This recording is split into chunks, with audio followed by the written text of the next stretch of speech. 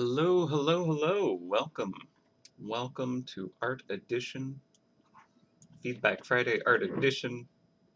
That is what we're doing here. Hello, everyone. Welcome to this fine day. Um, hope you're all excited for some cool art today. We're going to be working on a new character for the Great Winter Hunt. Pardon my amazing camera setup and incredible lighting that is all natural and not weird at all. Let's see if I can block that with plant matter, perhaps. No luck. Okay, well, it'll move along. Hello.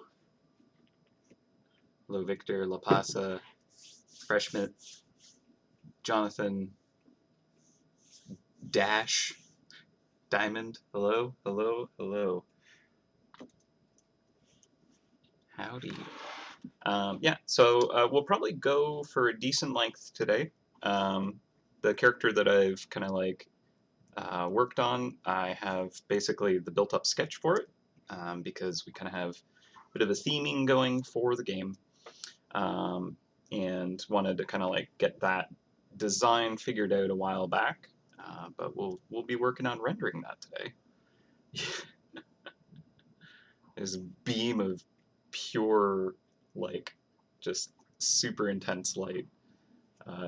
Yeah, I have very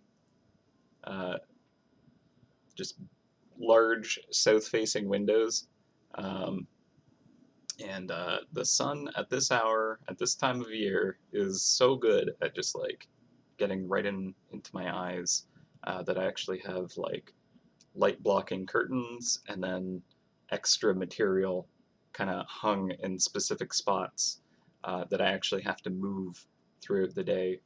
And now yeah, some sun tanning just on the neck, you know. Gotta get that. But yeah, like there's so many buildings that have kind of like been going up in my area that now I have to like kind of like account for reflection off the windows of those buildings too. So like the sun is, you know, quite obviously directly that way. Well, maybe not obviously, but if you kind of like see how the pathing of that light goes with other things in the way. Yeah, it's coming directly from there, but I get lots of light over in that direction too, off of windows, and especially in the wintertime, or as we're approaching winter, the sun itself is lower in the sky, so it has a greater chance of hitting those very large panes of glass, because that's what the condo's like. And then, yeah, in the evening, same thing. Lights over, or sun's over there, and there are many, many windows over there that just catch me by surprise. And there's someone who loves going in on their balcony at the perfect floor, in the perfect spot, because every once in a while they'll just like suddenly this like flash of light will just like come through as them opening and closing their door repeatedly for some reason. But yeah, all right. So art, we're here to do art. Yeah, low winter sun angle, not my favorite.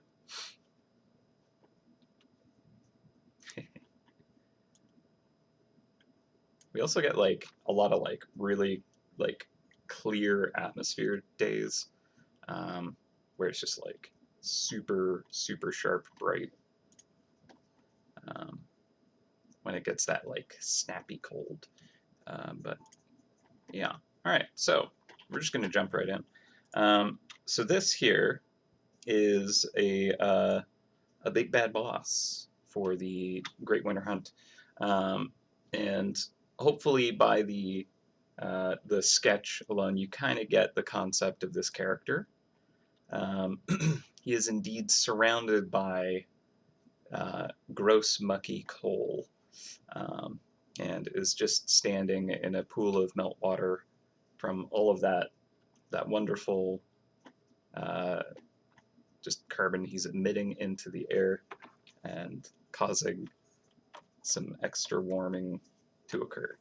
I don't know if that's exactly what's actually happening here, but basically we wanted to kind of like explore this kind of like character who has just like this, you know, obsession with kind of digging up and collecting and hoarding this kind of like gross coal or something like that. I don't know exactly, and I don't claim to kind of know precisely how we're going to implement all the kind of like lore elements of it, but I do know that I wanted to kind of like create a sort of Kingpin inspired design with this character. If you've watched Into the Spider-Verse, you will know kind of like the concept of the very large kind of torso and small head. In fact, I could probably make the head even quite a bit smaller to kind of like get even more of that essence. Um, but I wanted to kind of like make sure he's not too small in the frame because he's already kind of like very tiny compared to the actual canvas, right? Usually we'll have a landscape or a portrait character, and they fill a good portion of it. But half of this is these kind of mounds of coal. Um, so that'll be interesting to make sure it reads as well. This should be an interesting challenge for kind of like textures, which is kind of what I was excited about for this piece. Doing liquids and their reflections is something that is very challenging to do, right? But also I quite enjoy the kind of like weird challenges that it comes with. As well, the coal could do some interesting texture stuff. Snow here, kind of vignetting the piece, I think could have like a really interesting just challenge where it kind of like transitions into this melted pool. So basically, as your like big chunky clumped snow is kind of like going into a puddle, or rather, a puddle is sitting in it. Um, it'll kind of wet and change how it looks, and kind of have a bit of a gradient with that. But also, it's going to be kind of, sludgy and have a lot of kind of like just grime and grit in it. So it might be more gray and blackened in parts. But I do want it to kind of vignette to white so that it doesn't have kind of like a hard crop. So basically, I want to make sure that nothing is kind of like going out of the frame. It's kind of like one of the things I try to achieve with the art. And it's okay when it does. There's not really too much of a reason that it has to all fit within the frame. But I do try to make that work where I can. So I could just kind of take that kind of like smoke back a bit. And yes, he has like just fiery burning pipe there, just spewing gross smoke out. Let's see. So I think that this snow, I could imagine, is kind of like piled up around the character and kind of like covering over a bunch of the coal, but where he is kind of melted down. So I think with these mounds of coal, I'll kind of have like little kind of like collection of snow on the tops at times. So that could be interesting. Those could be kind of like final details when I'm kind of like really just doing the polish on everything. So I don't need to worry too much about getting that perfect, I don't think. And I'll want to make sure that the character is kind of like central and has the most kind of like attention and feels complete before I kind of like go too crazy on any of the background stuff. Because technically, we could just like cut the background out and just have the character, and that would work as well. So, you know, if there were a time restriction on it, that's something that I would consider doing. But I think, you know, for now, we can kind of spend a little bit of time, make sure this character looks pretty cool. I'm not sure if I'll be able to like fully render this piece by the end of day. It's certainly a lot going on with it. But the character might not be too crazy to render. And as long as I do that, I think we're pretty good. Any snow yet in Canada? No, no snow yet. Thankfully, it is still the fall. That is my favorite season, but it is always extremely short-lived. Just like the other day, though, it kind of had that like cold, like winter air. You know that like, well, maybe not everyone knows that, but there's almost like a certain smell to the air when it's kind of like getting colder. And I see people with some pretty heavy coats out there already. I'm going to be wearing my hoodies as long as I can because that is what I like. But of course, there's also Canadians out there still wearing shorts because that's how we do it here. So let's see. Yeah, the global warming mouse, effectively.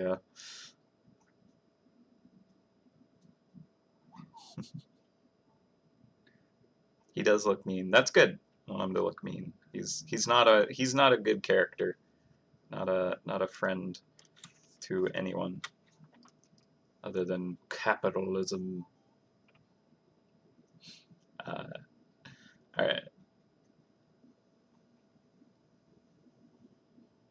Thanks for stopping by. Enjoy watching the rerun of it. I'll try to actually at the end of the stream, if you're watching this as kind of like the uploaded version on YouTube, I'm gonna try and do the recap at the end of the stream. So basically, the final 5 minutes of this video. If you just want to see the illustration come together in like 2 minutes or something, I will probably have kind of like a time lapse that I can kick up there and get to see it all come together real quick. So that might be a way to do that instead of kind of, you know, sitting through the whole like, I don't know, potentially 7-hour session. But I don't know if I'll go that long. We shall see. All right, so first thing I do is I knock my sketch down so I can put in my flats.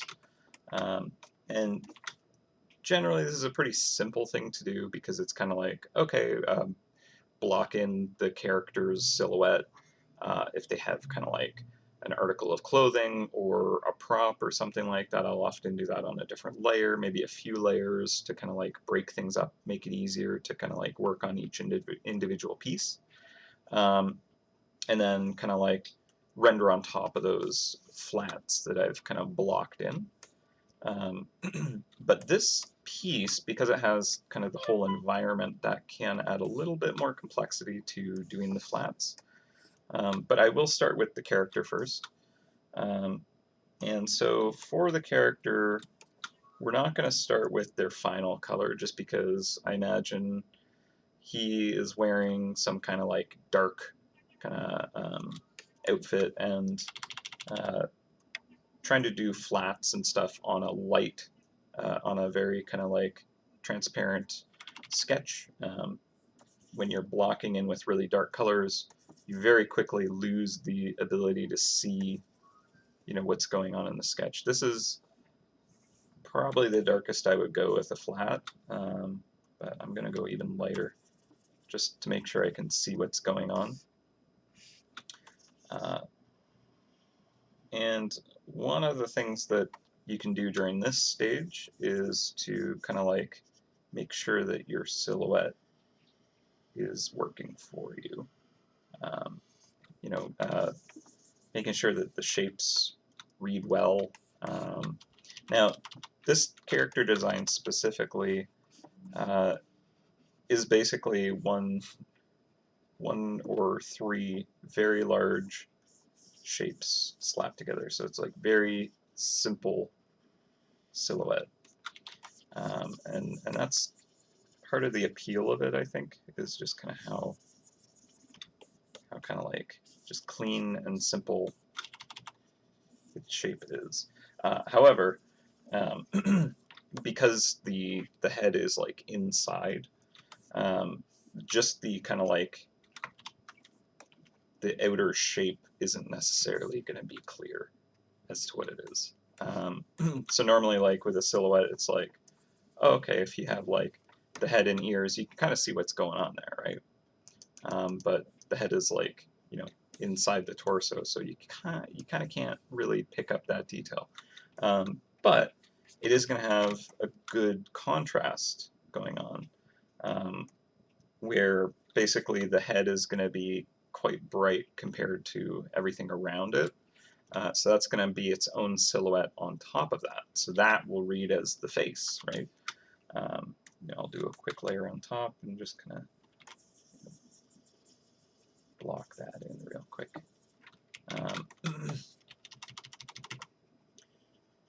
So it's almost like a cutout in this silhouette in a way when it comes to just kind of like reading at a glance. Where if you just kind of like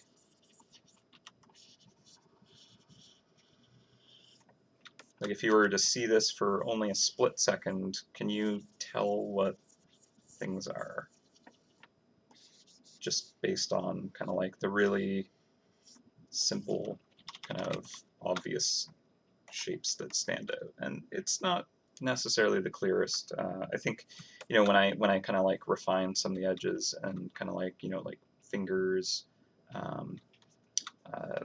at the edge here might help. Maybe I'll want to kind of like change this shape of the ear here to kind of like make sure it feels more like a mouse ear. Stuff like that. You can adjust it to kind of make it read even better.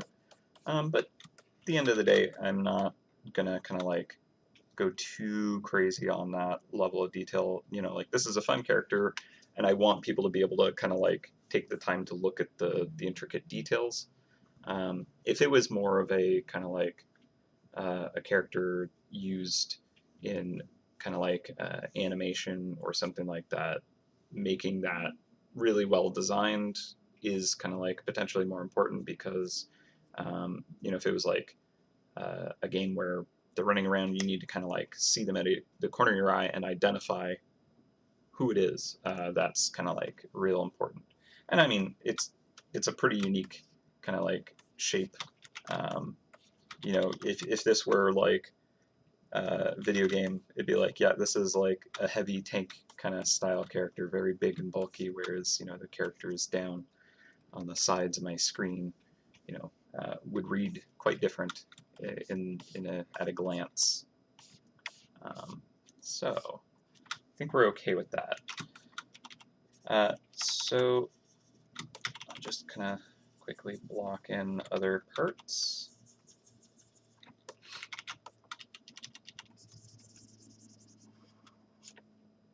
And trying to decide how I want to layer things. I think that the face and hands are probably going to be the frontmost layer for the character. And then he has this kind of like kingly kind of collar on his robes, if you will. What would you call that? I kind of actually like, I based the concept off of Kingpin, right? But also, what is it? The King Chromo Monstrobot has kind of like this robe with the kind of like trim, the fur trim that I quite enjoyed. So figured I could incorporate something like that.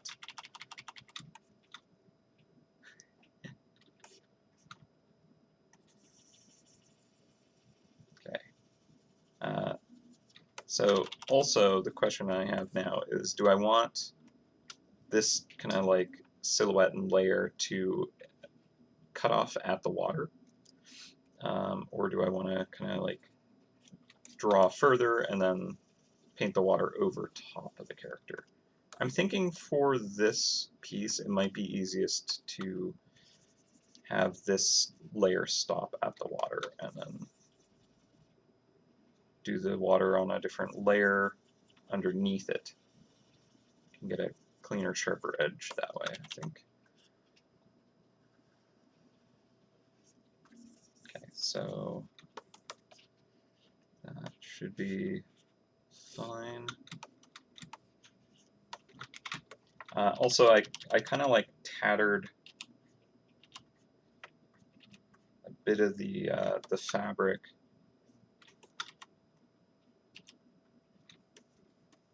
just to kind of make the character a little bit more, I guess, grimy. In the sketch, I had actually had kind of like little bits kind of like floating off. Actually kind of like, what's going on with that? My brush is acting very weird. Do I have pressure sensitivity turned off somehow?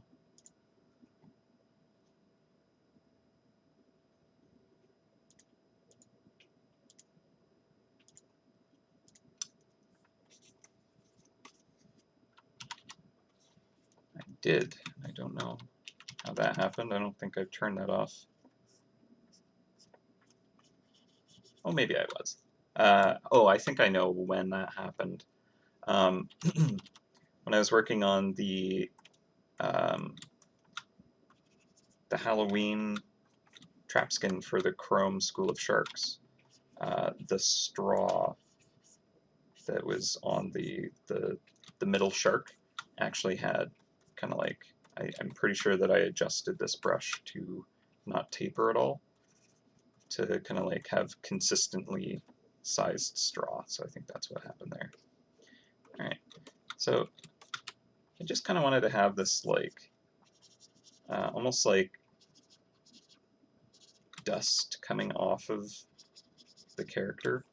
You know when you're like watching a campfire and you have like the ash and stuff kind of like just floating because it's the heat is kind of like lifting it up and carrying it off, and it's quite light. I was kind of imagining that kind of a texture just kind of like surrounding this character, like this kind of like almost like static soot that just, it's not quite clinging to him, but he just kind of, I don't know, emanates it, I suppose. So, and you kind of often get like almost like strands of it. They're not particularly big. And I suppose under the arms, it could be like flaking off and falling, you know.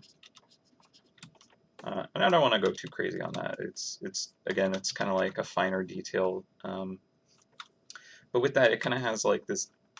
It's almost like a cartoony thing. If you ever watched Peanuts, there was a character that, what's his name, Pigpen. He just kind of always had this like cloud of dust and like dirt emanating from him. So almost that kind of what I want. Instead of Kingpin, he's Kingpen.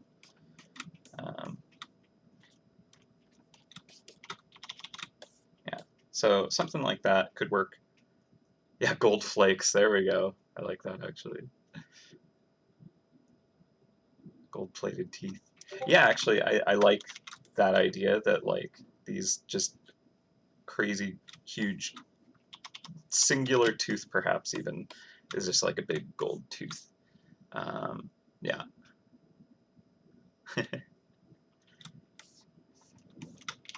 But I also I had for some reason wanted to, you know, those the like just kind of gloves, but like with the fingers cut off, so it's like, you know, frayed at the knuckles, but then like big chunky gold rings on top of that. So it's almost like, you know, these kind of like just worn down, not actually very pleasant gloves, like big, you know, woolen kind of like um, worn down gloves, but then just like huge gold rings kind of slapped over top of that. I don't know.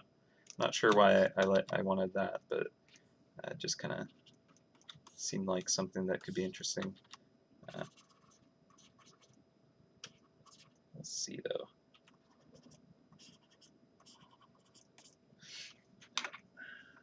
Send a quick message to someone.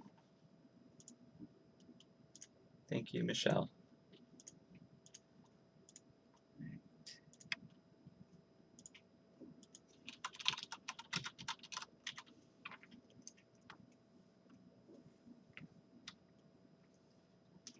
All right. Well, let's see. So we want to keep filling in the character's silhouette here. So other elements I'll want to kind of break into different layers is actually the fur trim here. I think will want to be on its own layer. And in fact, I was kind of affecting the silhouette here when it might be best to just have that be done on its own layer. So I'm actually going to cut this back here. And even here where it's actually going to overlap, just to make sure that this layer doesn't impede. If I need to like cut in and out of it, suddenly it's peeking out from behind. I don't want that to happen. So we'll do that. And a question I have is, how do I want this kind of shape to read? So if I do extend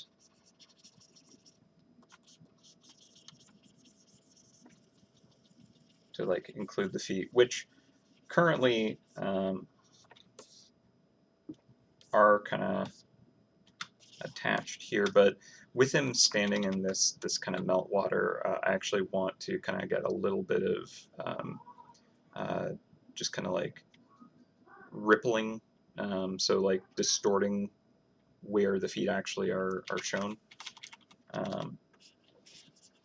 But again, that can be more of a kind of like polish level thing to do, but you know, like we could kind of imply that a little bit here.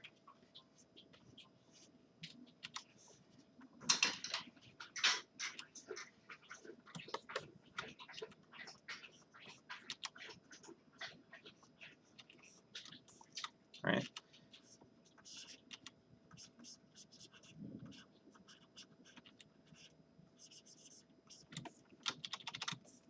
So, you know, we'll mess around with that later. I think that's kind of more of a you know, polishing kind of quality of life thing that isn't super priority. Yeah, so like now if we take a look without the sketch on, how does this read? I'm thinking it's okay, but I kind of wonder if I like the bottom part of the shape. Like, do I want it to just be like a box more so, like that, with the arms kind of coming out? Or do I want it to kind of like taper in even more to kind of like make that top heaviness like even more extreme, right? I want the character to kind of be like in this kind of like this cloak over top of his business outfit, I suppose. So the block kind of silhouette probably works best.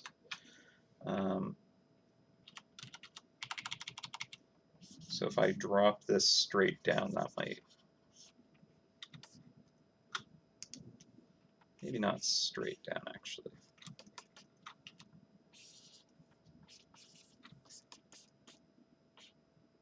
Yeah. I'll have this come out just a little bit more here.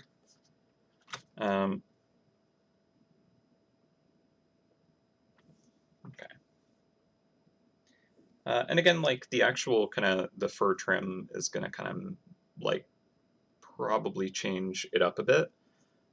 So I can't necessarily account for that just yet. So I might as well block that in though. Kind of an important detail. So again, it doesn't matter too much what color I'm using at this point. This is just to kind of get this, you know, put into the frame to kind of work around it. And then when we start rendering into it, that's when we'll kind of figure out its colors and make it look good. So this will dip all the way into the water. It's definitely going to be like having this kind of like gradient dark to light where it's lightest at the top. Partially from just the lighting that I want to accomplish on it, but also because it's literally going to be like this towel just soaking up this dirty water.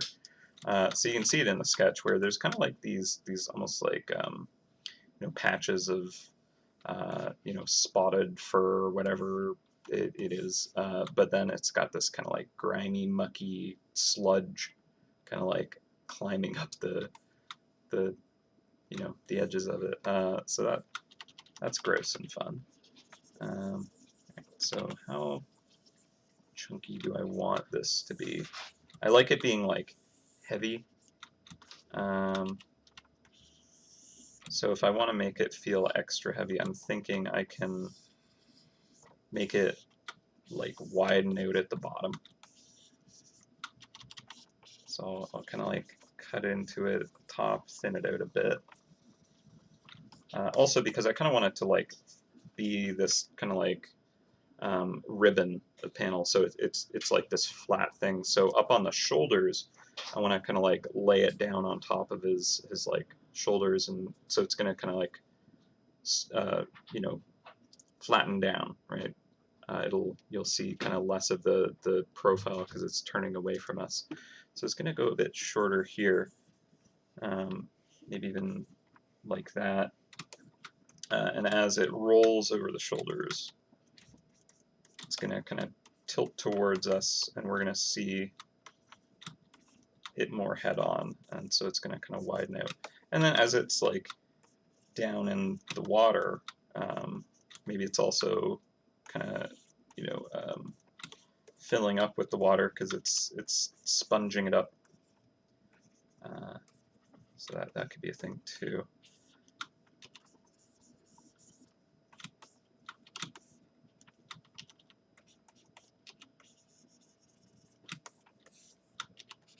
Yeah, it's definitely going to be like pulling into the water, because as the water kind of like gets into the fibers and gets trapped there, it's adding weight to it, and just the nature of kind of the surface tension, it's going to climb up the material and just keep slurping it up. So there might not be as many fibers kind of like sticking out near the bottom, because they're all actually kind of like clinging together from the water tension. But up at the top, it can be a little more kind of fluffed up, I suppose.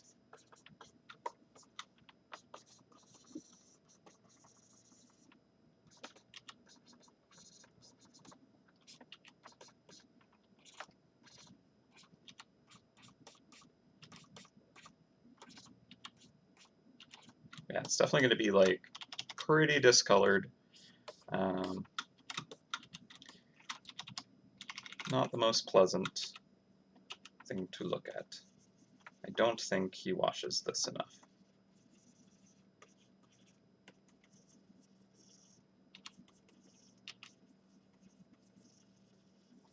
Alright, so again, not necessarily the color we're going to go with. It's just to kind of block in this layer, make it easier to render on top of later. Just had to choose something that's visible enough that kind of implies potential for the the colors. Hi, Charlie. Okay, and then I'm thinking we'll have kind of like, hello. All right, you can get on my lap. We'll have a, no, okay, no longer on my lap. That's fine, I suppose. I'll save this as well. All right. We're gonna have like just a simple business shirt.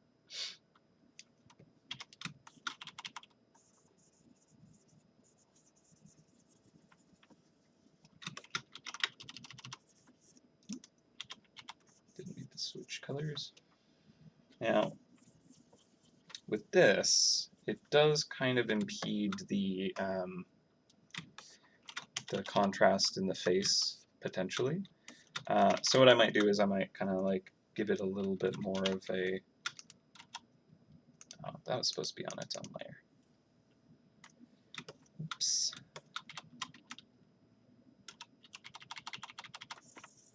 There we go. So I'm choosing like more of a navy blue, I suppose, a bit darker anyways. I wouldn't say necessarily very navy blue, but just a not pure white. Just because I want that face to kind of like really pop on top of all this.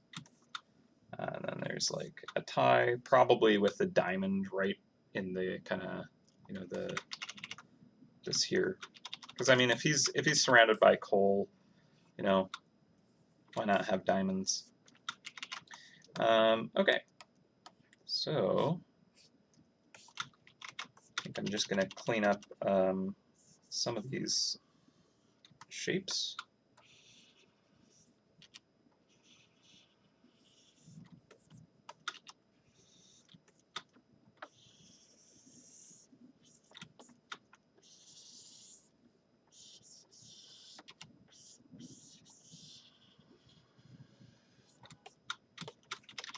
Cool. All right.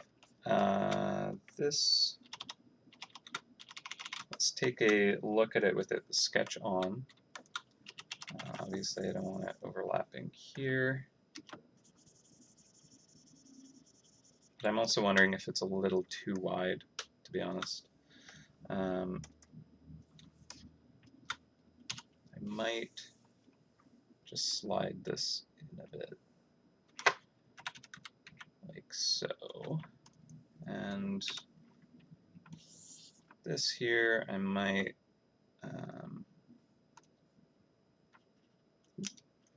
to just move the anchor point, rotate that in just a little bit. Okay, because I don't necessarily need this collar, the trim or whatever you would call this, to kind of like be like insanely huge. I want it to kind of be a feature, but yeah, I think that still stands out. Cool, and then he's gonna have his cane. Of course, I really need to refine the hands and face silhouettes, but I think to start,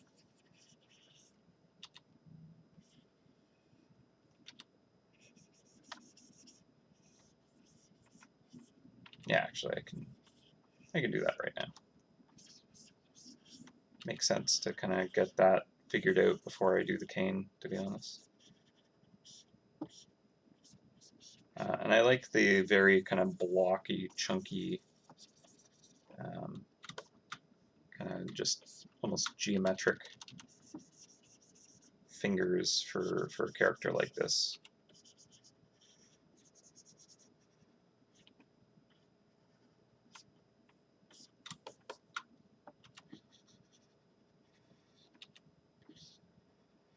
It's just big, chunky shapes.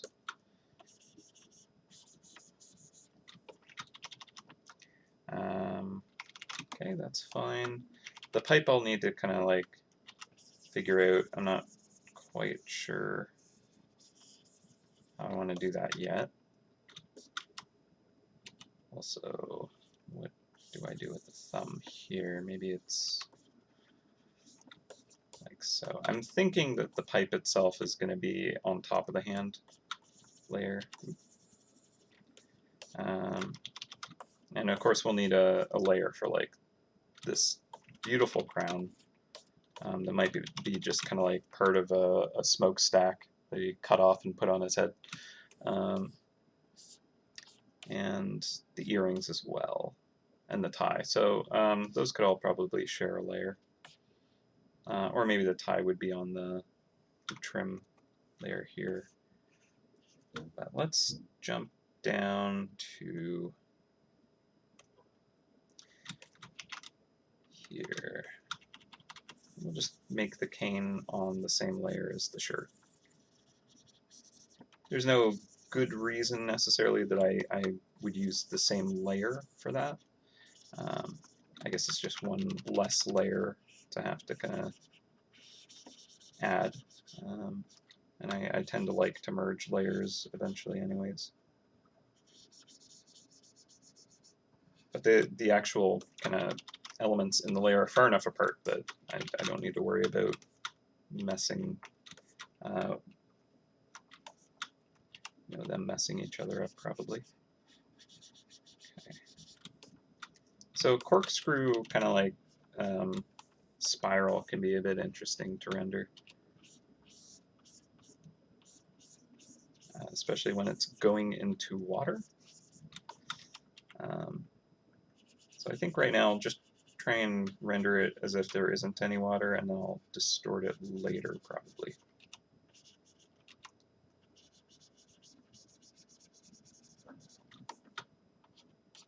Actually had to draw a surprising number of drills or drill bits in MouseHunt. So I've gotten practice.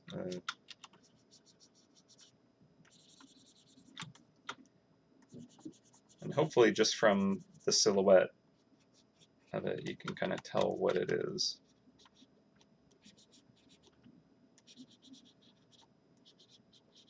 If I've done that well, then I am happy.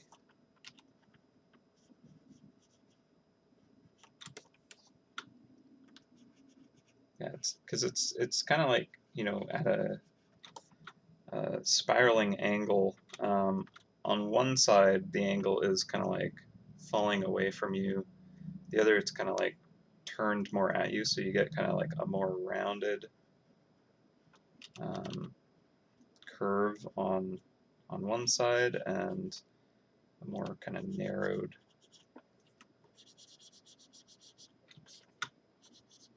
curve on the other. Or at least that's how I kind of work with it. And I don't know, pretty sure that's how it works. Correct me if I'm wrong. I don't think that how I've described it makes any sense, but if this visually looks like it could be a very poorly made drill, then we're good. I suppose that might show up over here. Now, of course, if I actually plotted this out properly, the spacing would be quite different. But I'm not going to worry too much about being very accurate with this. For other like drills I've kind of like made in the game, I've tried harder and put more effort into making sure things line up. But half of this is submerged in water anyways, so it's going to be pretty distorted. So as long as the concept reads, I think we're good. Yes, it is hitting the ground and probably drilling into something there. So I might even have kind of like just like stuff kind of like spilling out.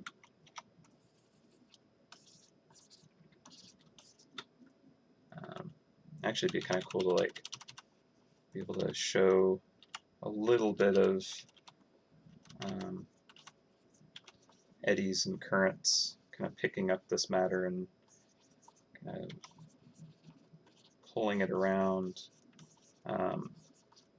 This is a hard thing to kind of render well, but Similar stuff happens with smoke, so we'll do a little more exploration of it over here. But like when you have particulate kind of like in a fluid or a gas, and there's kind of like different densities, and one wants to sink, the other wants to like float, or there's a current, kind of like wind pushing material, or water kind of flowing. What can happen is you have that material caught up in that like wave, and it it can kind of like start to like clump together and spiral and kind of roll in on itself. Um, and so we'll definitely explore that with this kind of coal smoke. It's going to be very, very thick with kind of like just material in it, because when you have like a dirty fire, effectively, it's spitting out so much kind of like just material, that it's this cloud of kind of like blackened soot, and you know so there's plenty of potential for it to kind of like get caught up in the air, and kind of it's hot, so it's like trying to rise through the cooler air and kind of like creating its own kind of like little currents and stuff, and be able to kind of create these almost like spirals, where you kind of like have this kind of happening. So like the material is like pushing up, and then like kind of gets kind of spun around, and then you have like gaps in areas and stuff, and that can kind of change how you render stuff. So like where it's kind of like spiraling, you get a little bit more like density potentially at the edges, and so you can kind of like render with that in mind, and the way that the light is hitting those materials and passing through it. It's fun stuff. I promise. Very interesting. I probably won't be able to actually accurately describe any of it, but hopefully it will look like smoke when I'm done with it. Cool. Okay, so let's take a look at what we have for our silhouette. So we have character just kind of, poking the ground, digging up what he digs. Got those wobbly feet. We'll probably want like a little bit of this kind of like in the water itself, invisible, but we can do that later, I think, if we remember to. And I'm wondering, would it be ideal to kind of block in background, like the water itself, or the mounds of coal? And I'm thinking that's probably a good idea, because the values that those put into the piece are going to influence all the colors around it, right? Like, no color, like, well, okay, so basically color is relative to everything around it. Like a blue or a green could look more, gray or vibrant, depending on the colors around it. So by kind of putting the character inside of its environment, that will help make sure we like make it read well for that environment. So what I think I'll start with is the melt water. Make sure I'm not missing a chat thing that I need. All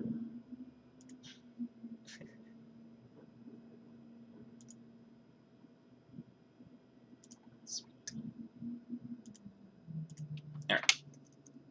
So I'm just gonna block in. Let's see. I don't want it to be like a blue for this water. We're gonna go probably gray.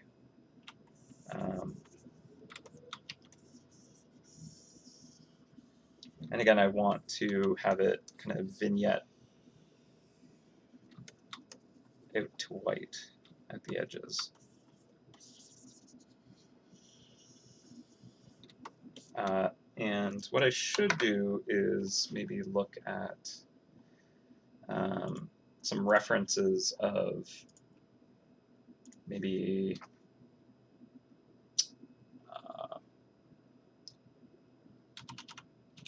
snow melter. Let's see. What would be a good search term for like basically a snowbank going into a pool of water? If anyone has any good search terms for getting that, uh, like a puddle of water in snow or something.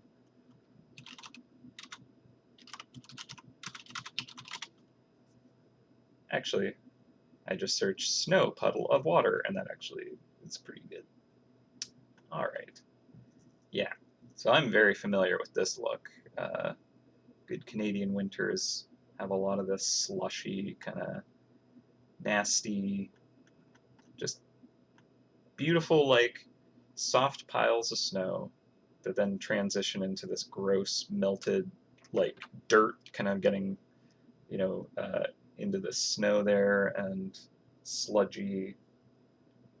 Perfect. Okay. Yeah. All right. So we'll go. We'll start with kind of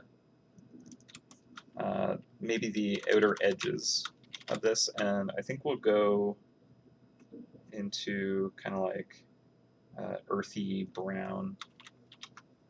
And we could use maybe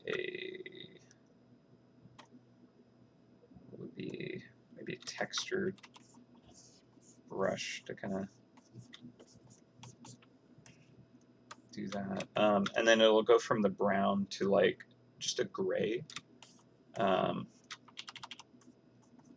I think part of the coloring when it goes from kind of like water to snow is actually picking up the environment's lighting. So like what is the light quality in that area? And I don't want it to be like beautiful sunny day with a blue sky. I want it to be kind of this overcast gray. So I'm going to let that kind of sludgy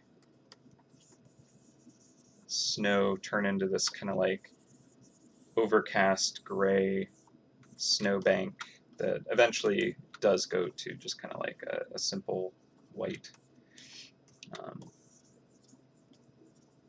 But not without making it look dreary and gross first. Right. So I'm just going to go around and just kind of sludgify the water. Just make it very unpleasant. We're doing kind of the opposite Bob Ross effect. Just kind of like not happy trees. Very, very sad puddles.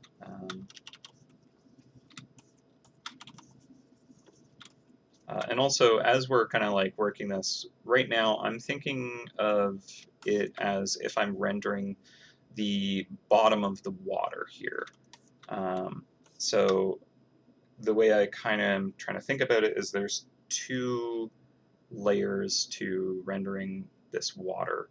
The one I'm starting with is going to be the inside of the water, kind of like the floor of this pool. So it's going to get quite dark and murky and sludgy, and not a lot of light's going to get into most of it. But then we're going to come across with a layer on top of that, and that's going to be the surface of the water, where it's going to have reflections, and that's what's going to be preventing the light from getting down in there as the light is bouncing off of it. So that could get interesting. So we're going to get quite dark back there. But at the same time, I want to make sure this character, see, if we do our grayscale view, I want to make sure the character is going to kind of pop on top of this background. So I don't want it to go so dark behind him that he blends into the environment. I want to make sure that this, like, behind the character is lighter. So let's say I were to grab a layer here and use a brightness brush and just kind of lighten that up. I want to make sure that this silhouette's going to read on top of that, but at the same time, I'm going to darken the suit itself as well. So that will also help with it. So I don't need to actually use this brighten layer here, but that's just to help keep that concept in mind. Yeah, because like without the sketch, currently they just kind of blend together, right? And that'll be a problem. So, of course, this isn't accounting for the layer on top, which will have the surface of the water reflecting everything, which will change a lot. It's going to be quite a bit brighter for that layer. But what's also fun is with the surface layer for the water, we can start with kind of like a big flat, bright, reflective. It's just literally reflecting the sky, which is going to be dismal gray. It's not going to be a beautiful blue sky reflecting, but it'll be bright. But then because we're going to have ripples in the water, we're going to have the character blocking the sky by standing there, and mirror, like the mirror reflection will be showing his torso upside down, right? Where the surface is kind of tilting towards us from the ripples, where the character is reflected and wearing black, we're going to see through that water because it's no longer reflecting the light from the sky and blocking seeing through it. But where the character is, we're going to be able to see through the water in those parts. So you can kind of get this cool, just reflective pool effect. Hopefully, we'll see how it actually turns out. I don't know if it's actually going to work as well as I'm hoping it will, but we shall see. Also, I might not be getting dark enough in parts yet, but that's easy enough to add to as we go. So, also think my triangles brush is going to be quite handy. It's pretty important to get the triangles brush out during stream. That's one of the things we try to do. I don't know why, but it is. But it has a lot of like good kind of like edge texture to it. It's very kind of chaotic and can add some grime to this. I think that's okay. Cool. All right. So we don't have all the features plugged in on the character. That's not too bad though. Right now I think just kind of blocking in the environment around the character will be the more important thing to focus on. So let's see, should I use the triangle brush for the edge of the meltwater? It's okay. It might not be the best. Thinking what I had going before was okay. Just mild texture, or actually textured bristle. Let's see. No, I don't think that one's very ideal.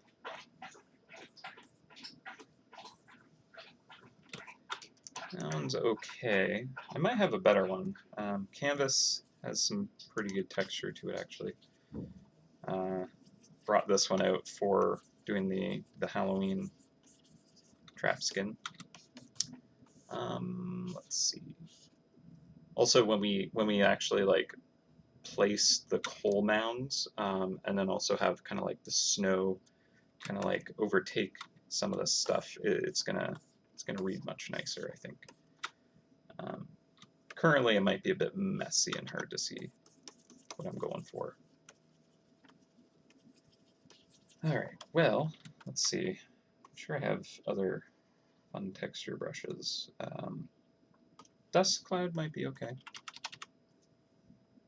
Let's see. Yeah, Dust Cloud actually is.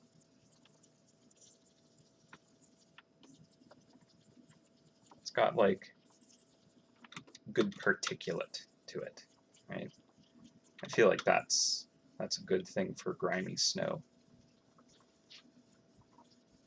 Yeah. Again, fairly familiar with this sludgy mess.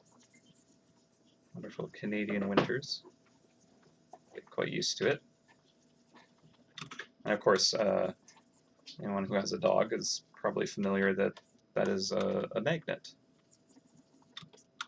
for dog paws. Okay.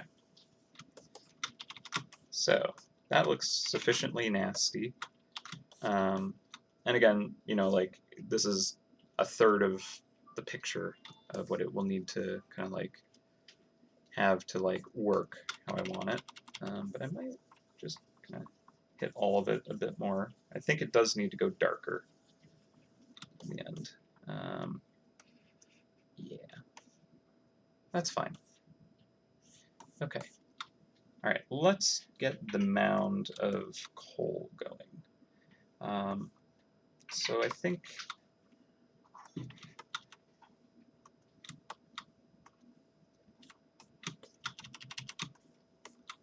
see. I don't want to go like crazy dark, just so I can see what I did with the sketch. And in fact, I'm going to hide the characters kind of flats for now. I'm going to overpaint where these mounds are because I think the snow is going to be a layer on top of this to overtake where the mounds are.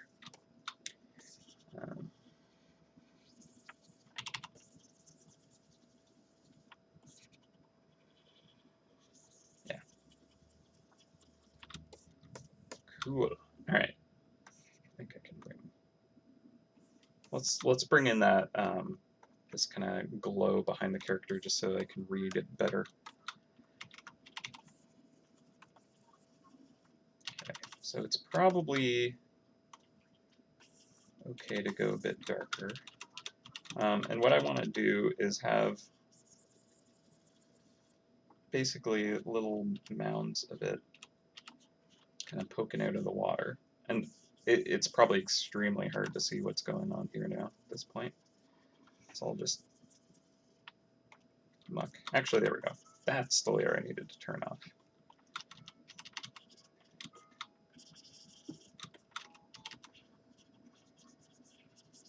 Yeah.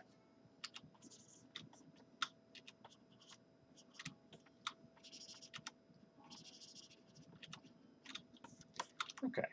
So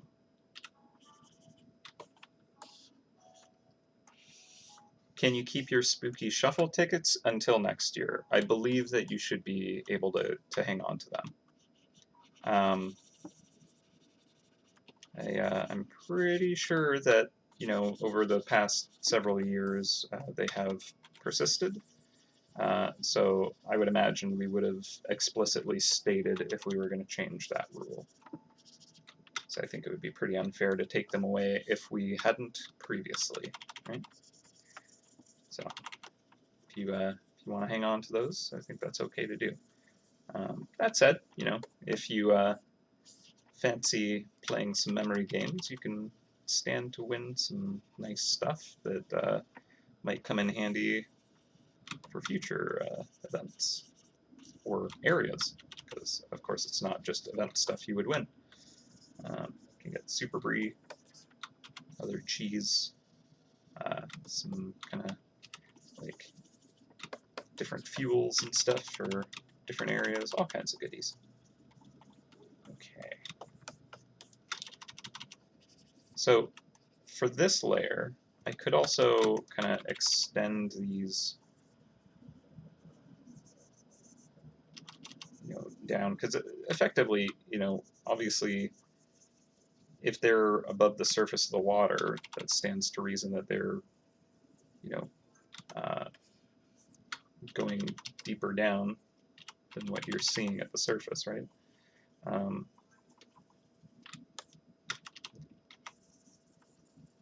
So I think I'll just maybe even just use the blend brush to kind of fade them off, right? So hopefully with just that, it kind of looks like, you know, maybe they are kind of underwater. And then with how I'm gonna kind of render the edge of the water, hopefully that'll push that concept even further.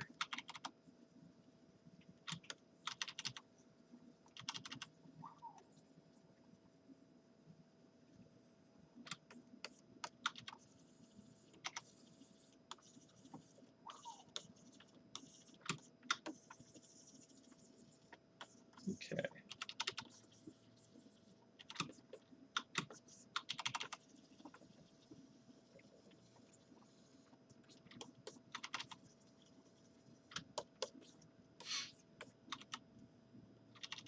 Get another one right here, but this one isn't even above the surface of the water.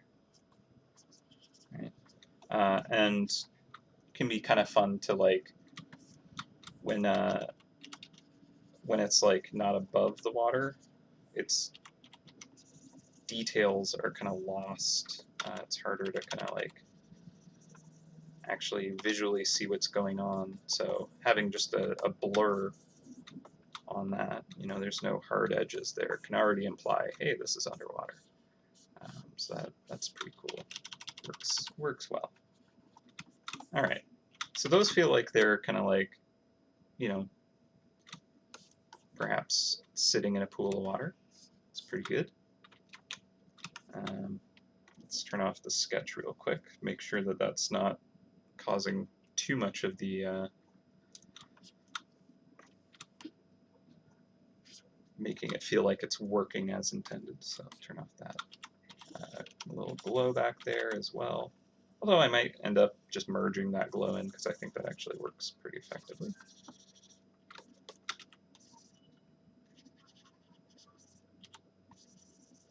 Actually, I'll overpaint with the snow later. Okay, and that should probably go darker there too.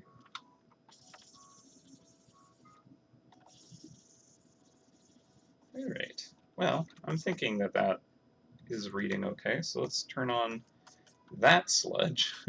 Instantly can't read it now. That's okay. So one of the things about the coal is I did purposely render it lighter than the end result. So I might go in with black and lock the transparencies on this layer, and now go in with my dust brush, dust cloud, and just kind of try to darken this a bit more using this. Although, again, I said that this coat here, I want this to be the darkest thing. So I don't want to go too far with kind of like darkening these piles of coal. And then with this water here, this is actually going to be quite bright in the very end, because right now we're looking at the the inside of the pool. And over top of all of this is going to be the surface reflection. So that's going to end up really brightening this up. So I think that's probably the next thing that I want to kind of like put into this piece so I can kind of understand the composition of the values and that. So that will be a layer on top of coal even. And in parts it will actually go over top of the character, but that'll be kind of like more final touches details, like with the like very specifically fine-tuned specular highlights and stuff like that. So I don't need to worry about that at this moment. So I'll make a new layer here, and we're going to turn off the character. And just kind of focus on, let's see, let's get, okay, so we want to do a gray sky. So we'll have a little bit of kind of like, I was going to say blue, but I almost want it to be this kind of like burnt kind of sky, so I might actually go like more orange. So I'm thinking maybe that's the color of the sky. That could be interesting. And let's just block this in here. I'm going to go lighter, even more light than that. Okay. All right, so, okay, I might actually have to do this behind here. Do another layer after that.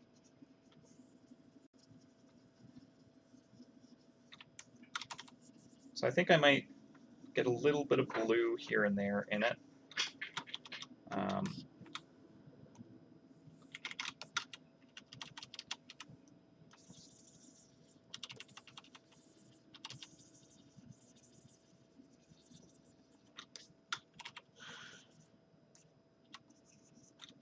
But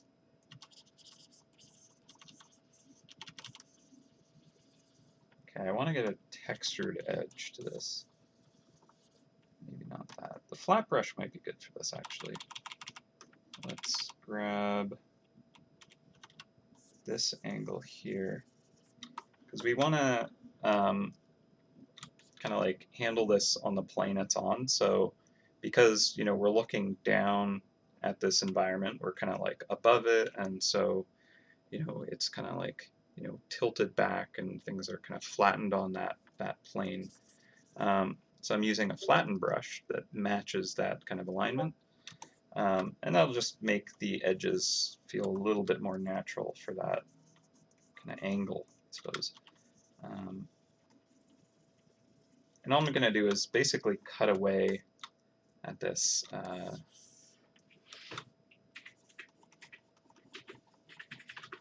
to try and kind of make it feel like the edge of the pool.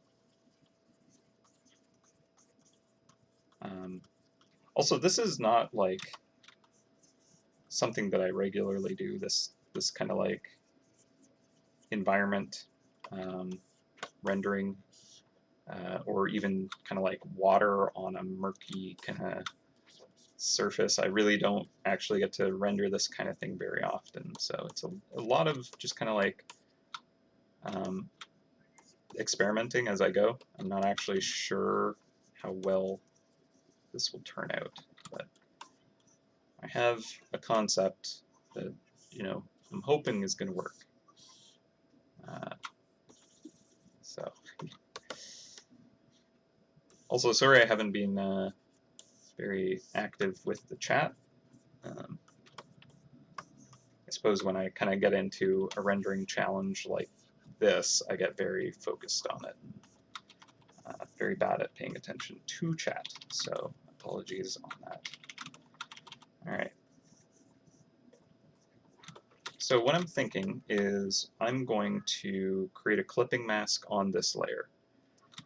And what that allows me to do is erase and paint back in this specific layer without kind of like actually erasing anything. It just kind of masks it away. And then I can remove that mask to bring it back.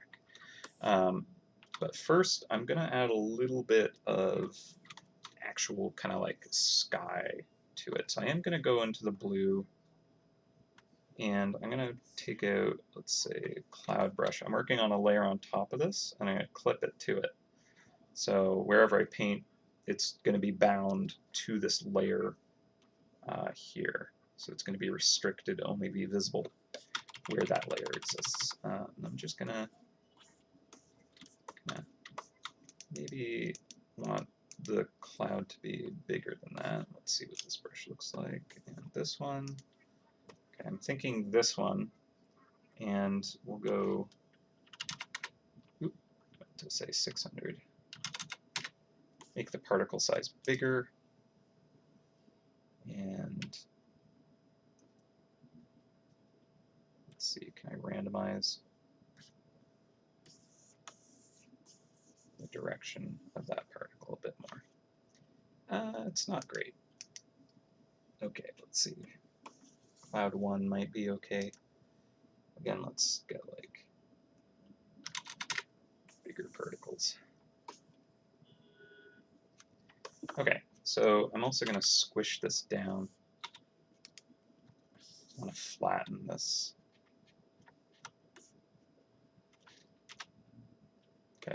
And it's very hard to see anything with that, but hopefully that kind of like gives a sky quality when it's all said and done. And again, there's so much more that's going to have to go into this to actually have this all come together. Okay, so back to the actual water surface base layer.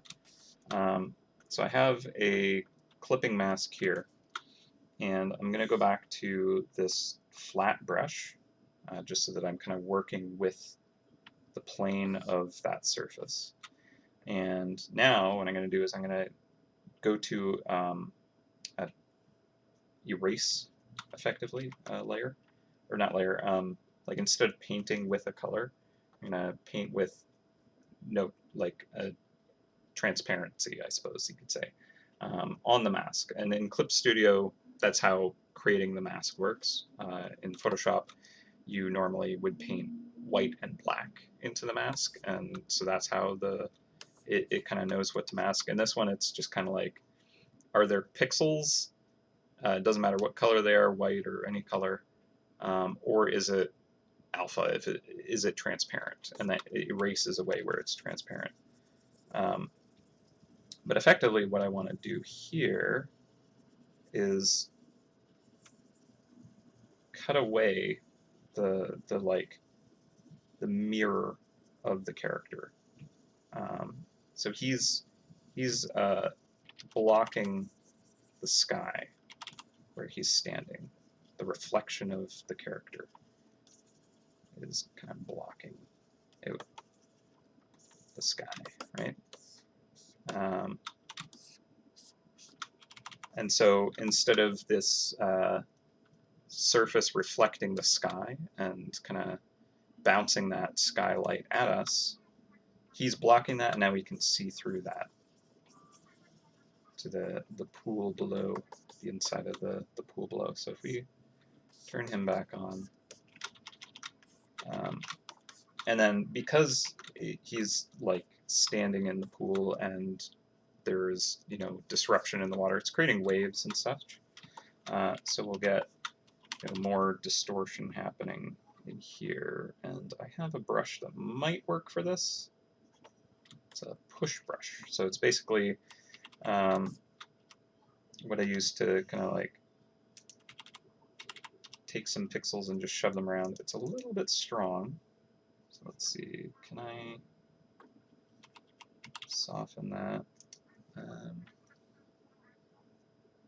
Brush density, that's probably what I want to lower. So we'll drop that down. Okay, it's still quite strong. Just trying to kind of wiggle some pixels back and forth a bit. Yeah, I'm not certain that's the way to go.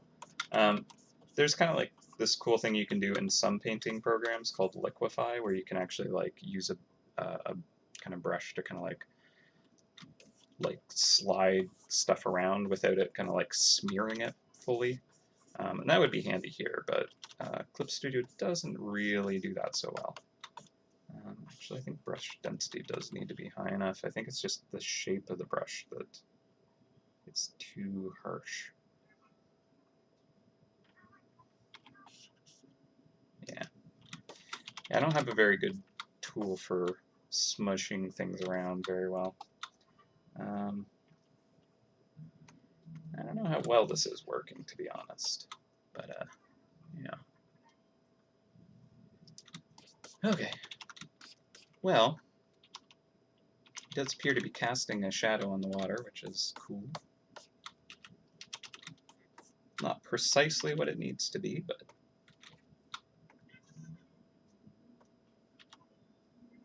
honestly, I think I might need to lighten it up even more. Let's turn off the sketch, though, because that can affect things. Okay, so here's what I'm thinking. I need to create a water detail layer above the coal here and above the character in general.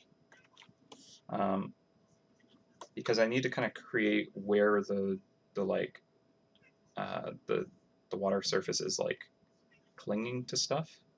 Um, and effectively, like the way that water kind of like surface tension kind of happens sometimes is like when it touches stuff, it like really grabs it and like kind of pulls against it and kind of creates these kind of like uh, really tight, smooth curves. And because of its reflectivity, because of how it's doing that, you actually get like a decent amount of kind of like um, mirroring in that tiny tight space, and you can get some like nice specular edges where the water is like clinging directly to a surface.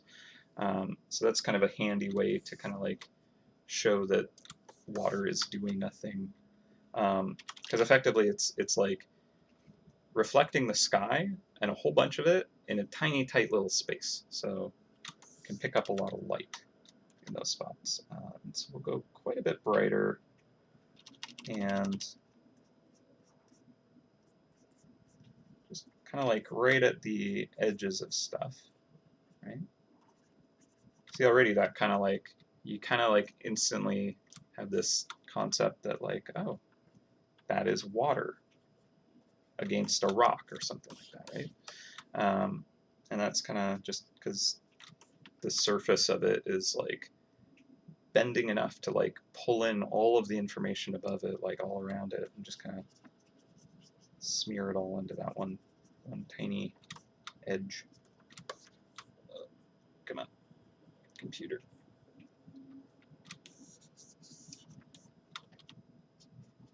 And I'm sure there's a lot more to it, but it's just kind of how I think about it. And then, of course, you know, if we have waves, they're doing the same thing, right? Because it's this curved mirror, effectively. And if you've ever seen those, like, you know, funhouse mirrors where they're like curved and you like stand in front of it and your like body is like squished and stretched, it's doing that, right? Just on the side. And so it's squishing everything above it that it's reflecting and putting it into this tiny, tight little space and then stretching it in another part. And so, like, basically where you have these kind of, you know, highlights on the waves is where it's like all being kind of like compressed down and catching all of the details and kind of putting it together in a tight little band. It's at least one way to kind of think about that. And it doesn't take a lot of water turbulence to kind of create that effect either.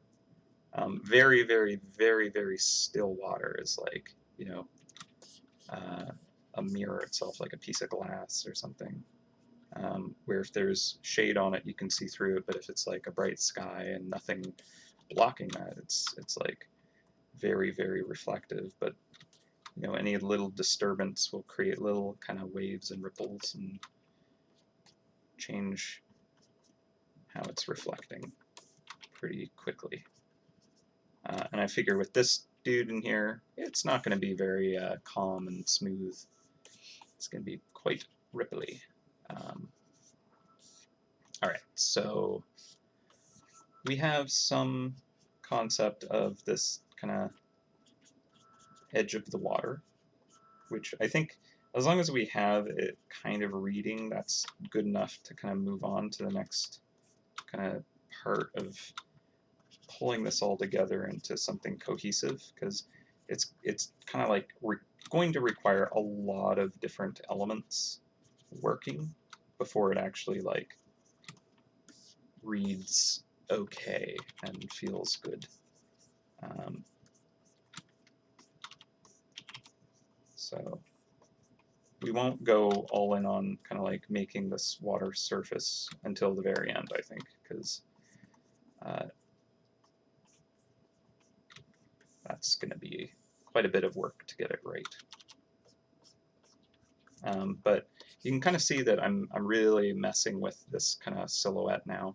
And the idea is that if this is very kind of like disturbed water and there's kind of ripples and waves everywhere, just like, you know, a funhouse mirror, you're going to get kind of like, you know, where it's actually being reflected is going to jump all over the place. So like, you know, the elbow might be seen here, if it was perfectly flat and glassy, but it could be, you know, an edge of a wave could catch it all the way over here or even over here, right? And that's like a point on the elbow. But I don't think it'll be that turbulent, so I don't want to make it that crazy. I actually like the idea that it's, you know, still enough that you can see through it without it being too distorted. It'll just look more interesting that way. This will probably be closer together. What was I using for that? Was it just the flat brush? Yes. So he's quite wide. So I feel like that.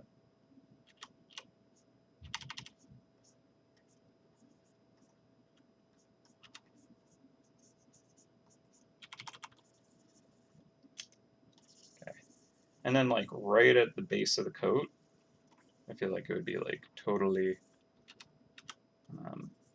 obscuring the reflections, right? So yeah, actually, I think I didn't go dark enough for the inside of the pool, which I was worried I was starting to get too dark. But again, you know, it's a case of you need to actually kind of like put everything in place to see what's actually going on. Also, I think this needs to be higher up. That arm there. All right. So that's starting to feel like water-ish. Not terrible. All right, and then I want to get just a little bit more out here, just to help it along. That's going to be a bit difficult here because I'm painting over the character. So I got to be careful with that. But that also means that I can kind of get a little bit of that at the edge of the coat, which is why I wanted to put it on top of the character in the first place. Okay, so it's probably not what I'll go with at the end.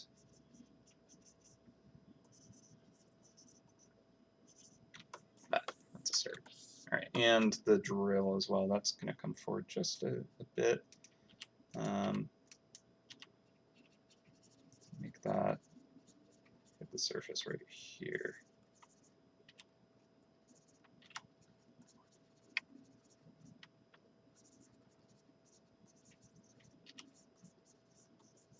Cool. Okay. Drill. All right. And again, you know, when it's inside the water, distort, kind of obscure. Same with the feet. Like, I don't want a hard edge on the feet. I'm going to blur the feet. But everything above the surface is going to read cleanly. All right, so let's see what it looks like with that kind of like value offset better. So I do want to have a little bit of this maybe just baked in, but I'm definitely going to darken the coat now. Now, is there anything I need to do with the sketch before I do that? I suppose the smoke here, I could block that in. The pipe as well. The tie and other elements of the face and stuff won't be impacted by darkening the coat. So that's okay. Thinking this layer here. Let me just make this knuckle more pronounced compared to the others.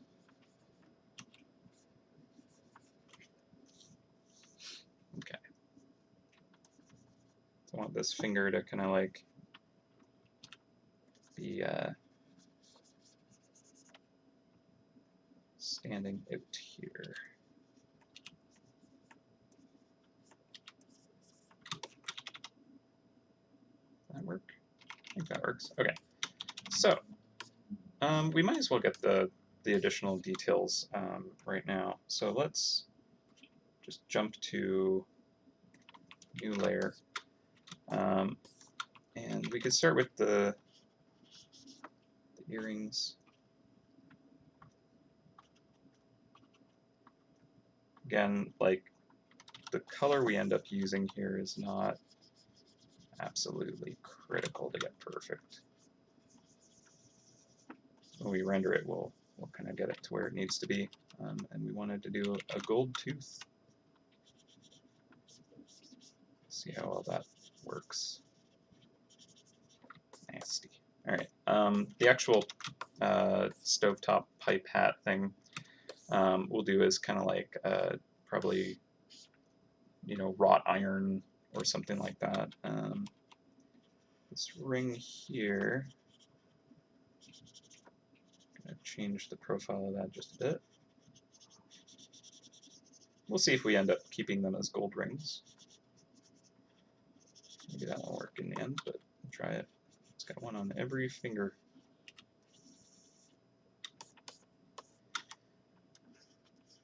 Alright.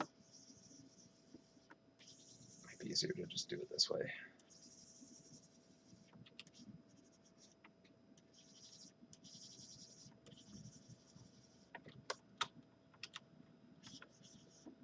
Might not even be able to see that one back there. Alright, so let's get this kind of wrought iron hat, crown, whatever.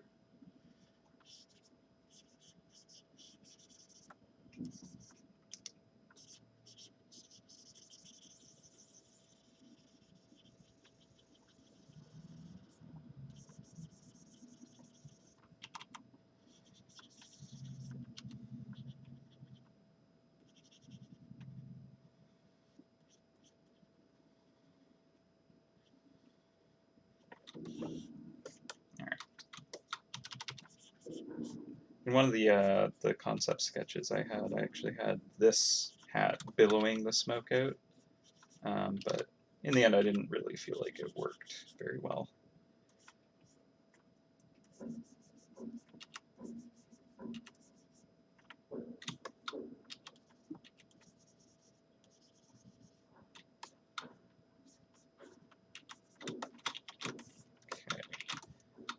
The tie as well, we might as well put on this layer. Just overpaint that, erase away.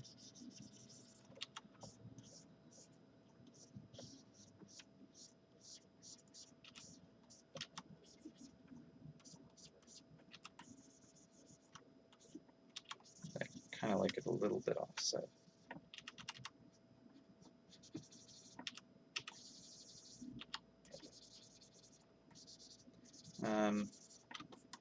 We'll probably just paint the diamond over top of that. It might be easiest to do it that way.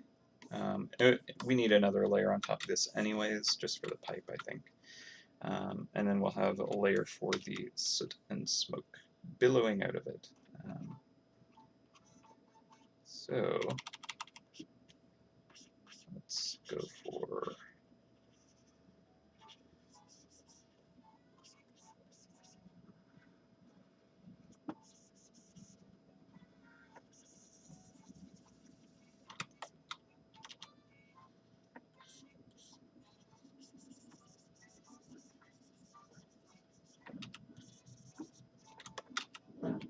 and then erasing the fingers for this isn't ideal, but it's fine. All I need to do is make sure that there is enough behind it that it'll work, and it seems okay. I'm just gonna make these fingers just a little bit more blocky.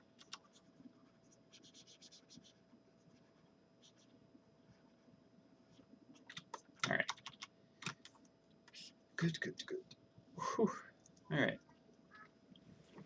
It's very warm.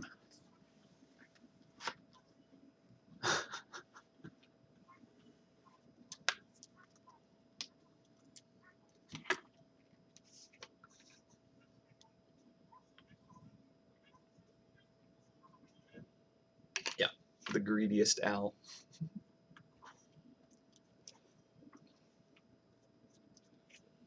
He didn't learn lessons from his progeny. Alright, so for the actual coat here, honestly, let's see, we could go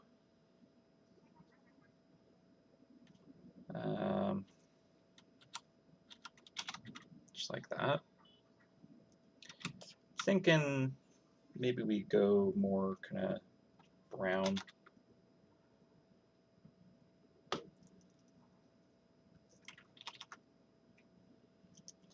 Yeah, I want to be able to like get a little bit of visible dimension to the outfit too. So I'm thinking, you know, we want to have some kind of color accent to it. And with coal, I guess, I don't know, you kind of get like more grays than anything, I would say. But I suppose like a brownish gray might be a good way to do it. So let's see.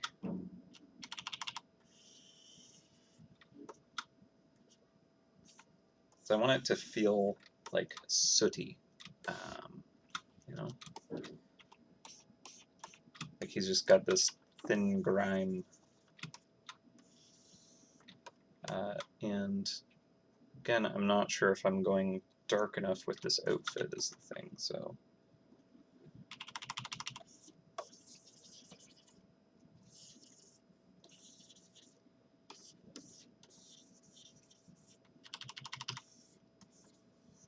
Like, actually, I kind of, normally I have the edges kind of like go lighter on stuff, like as surfaces roll away from you, I like having more light kind of reflected and kind of picked up.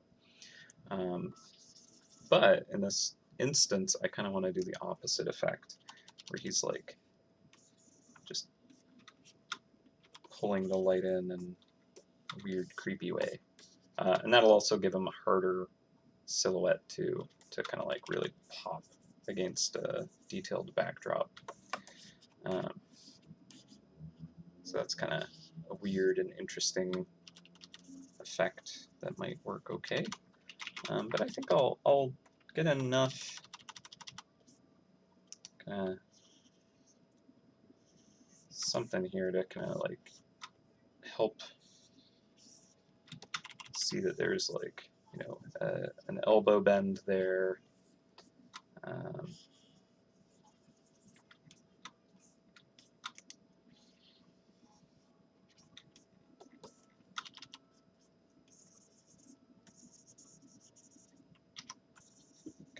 Soften some of these edges. But it's nice to have a hard edge here and there.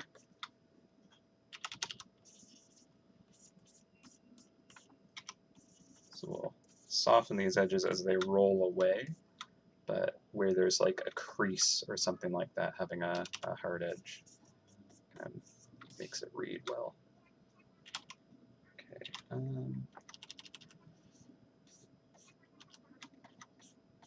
Actually, I gotta turn off the sketch. That's impacting it quite a bit. So always important to remember to like really tone down your sketch layer, unless you're actually gonna like blend it in somehow, because that can, when you're rendering, it can really affect stuff. So you just got to be aware that that's gonna happen if you leave it on. But yeah, normally I start by blocking out with my sketch at about 30%, and then as I'm rendering, I start to drop it down to more like 10%, so I can still see it, but like it's gonna impact it quite a bit less. Don't want to be on that layer. This layer.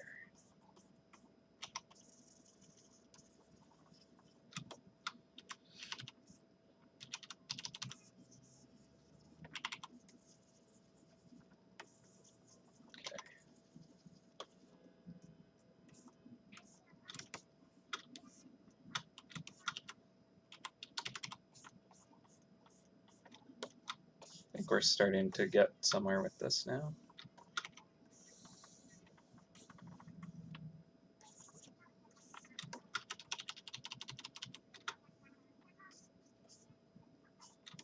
And I think that the smoke is going to obscure those details, but I might as well try and make sure that I put them in case it is visible.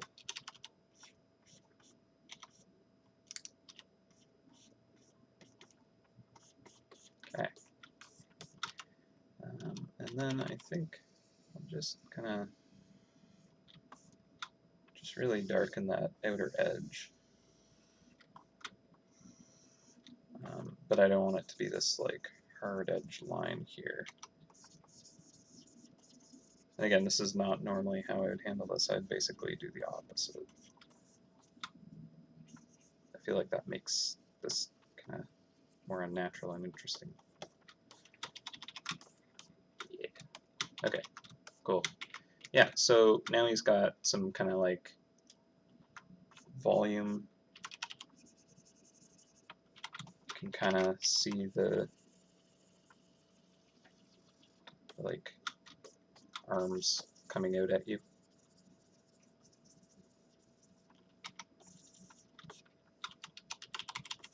Okay, I'll just darken that all the way.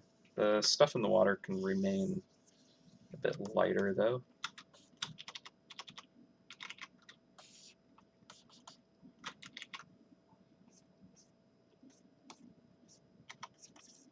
Yeah, he's just soaking in the light and trapping it with his grimy clothing. And actually, to kind of like get more of that grime and soot feeling of the clothing itself, like we have the kind of like dust kind of floating around the character, but if we start to kind of like add that detail on top of this, it'll kind of like work effectively, I think.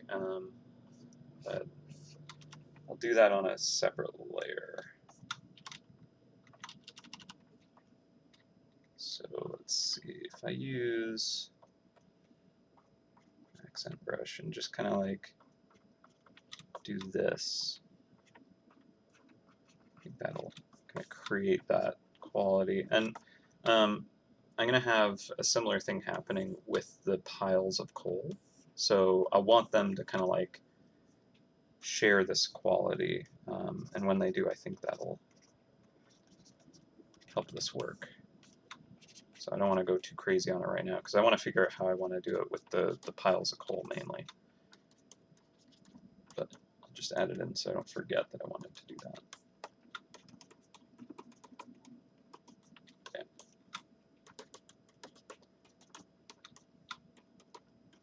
Okay.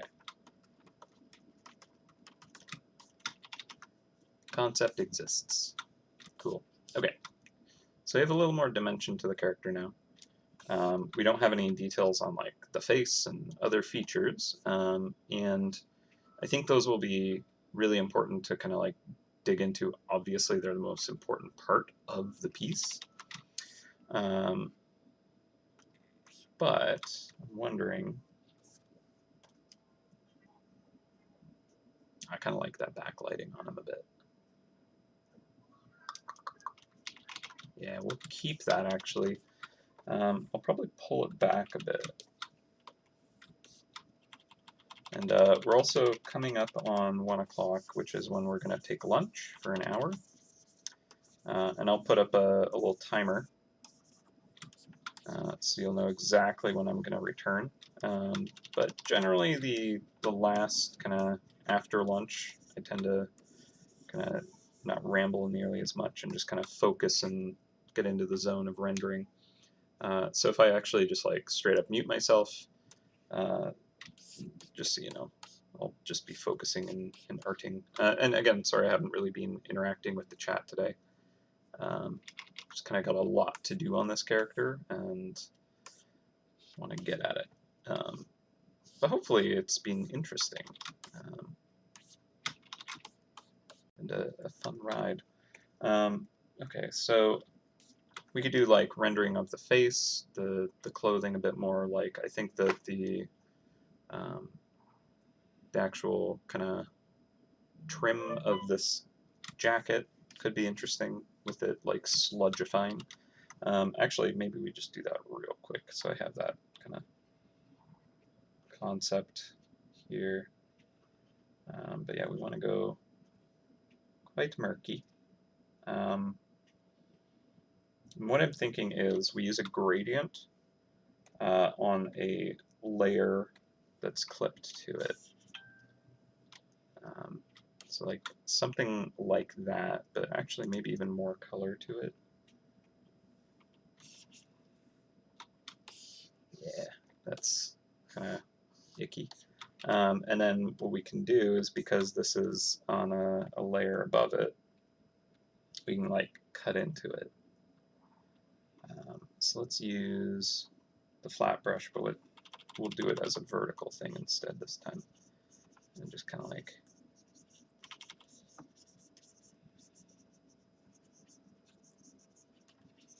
really just kind of get some texture going here, where it's almost like kind of tendriling up the scarf, the whatever. I don't think it's a scarf. I think it is like the trim of his cloak.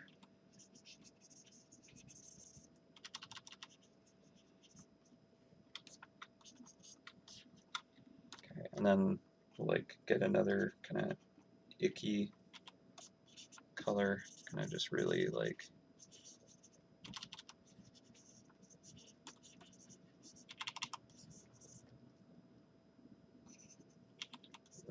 this way. Not quite sure.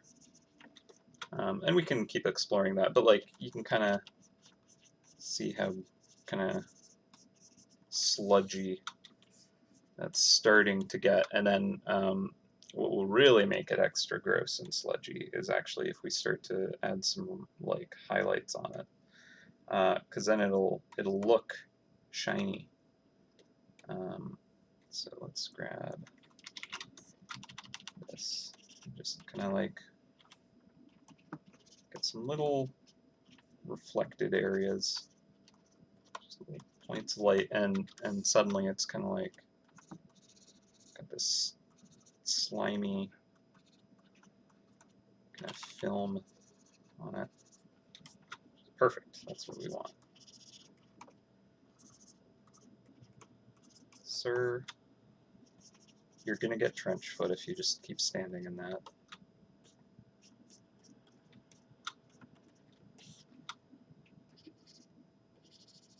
I know you're very proud of your murky, murky grossness, but maybe a bit much. Less is more, really.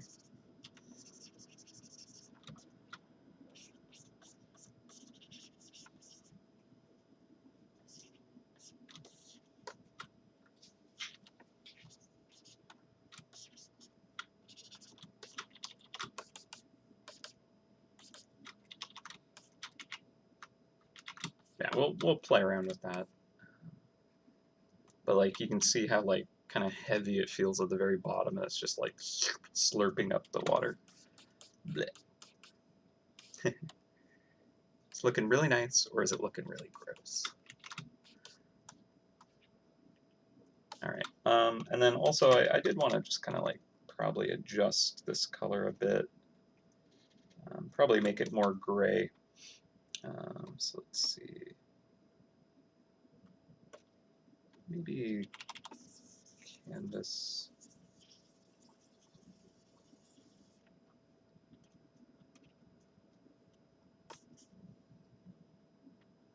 Actually, the triangle brush might be a good way to get some good edge detail in here. So that's quite bright, right? If we look at the grayscale, that's like quite light on a very dark backdrop, right?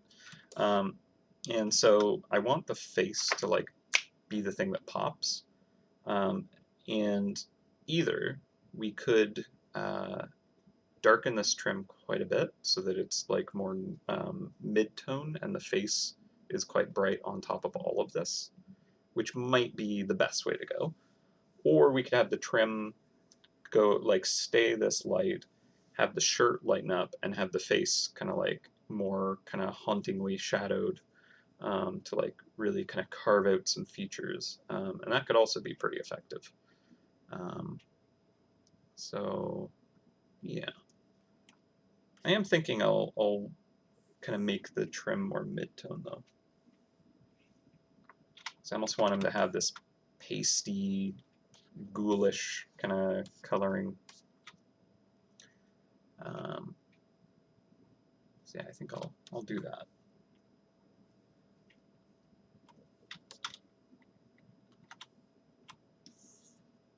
That's not brush.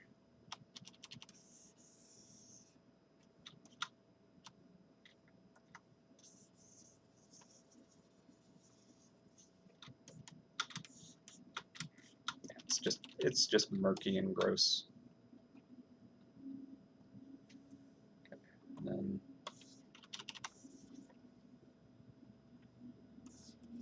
just a little bit of it catching some light. Yeah, actually the triangle brush is great for that. Like that. Okay, so it's almost like, I don't know, some kind of bear pelt or something. I'm not sure.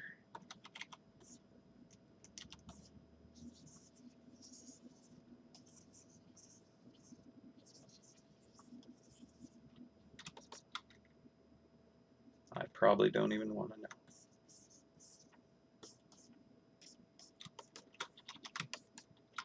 Cool. And what can be fun with doing kind of like textured fur when the surface is kind of like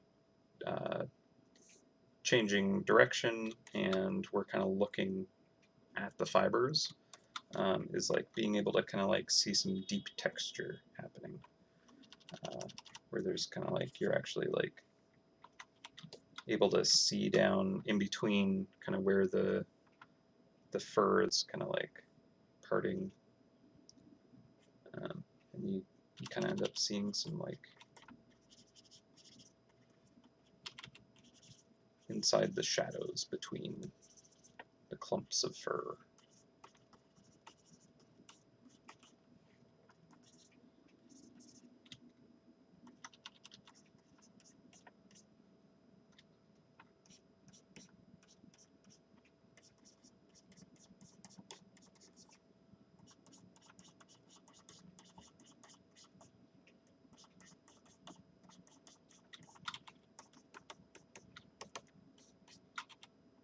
Okay, and we'll go a little bit lighter just at the top here. Even kind of help accent the hat.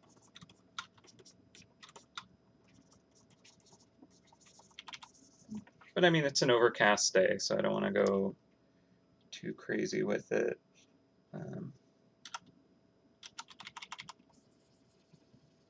Kind of going more gray might be nice too, actually.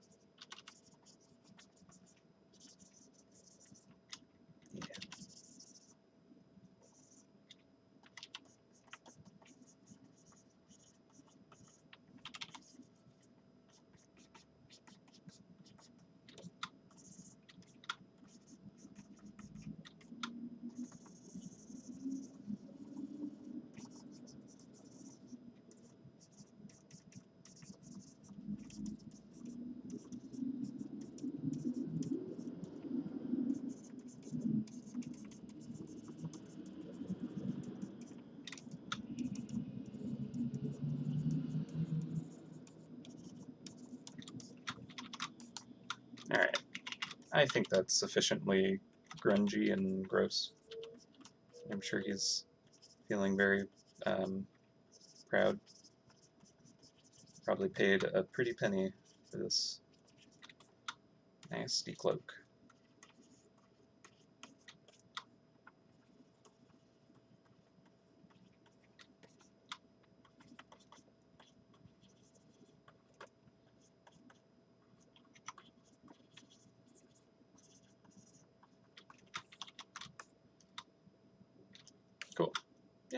I think it's working. Okay, so we got 5 minutes. I think we could get a little bit of life in the face.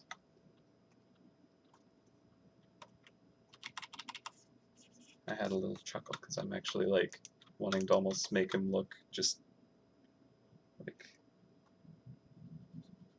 no life in his face, you know, just walking corpse. Not that that's what I'm actually going for, but just kind of ghoulish. Seems like a interesting direction for this character.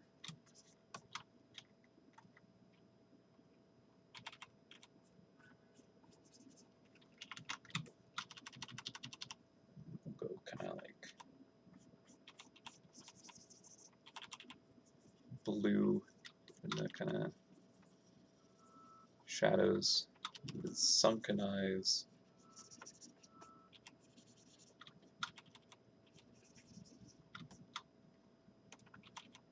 Overall, just kind of gray. And of course, we'll need a splash of pink just to kind of make sure it all is relative. If we go kind of pink in the cheeks, the chin here, and of course the ears.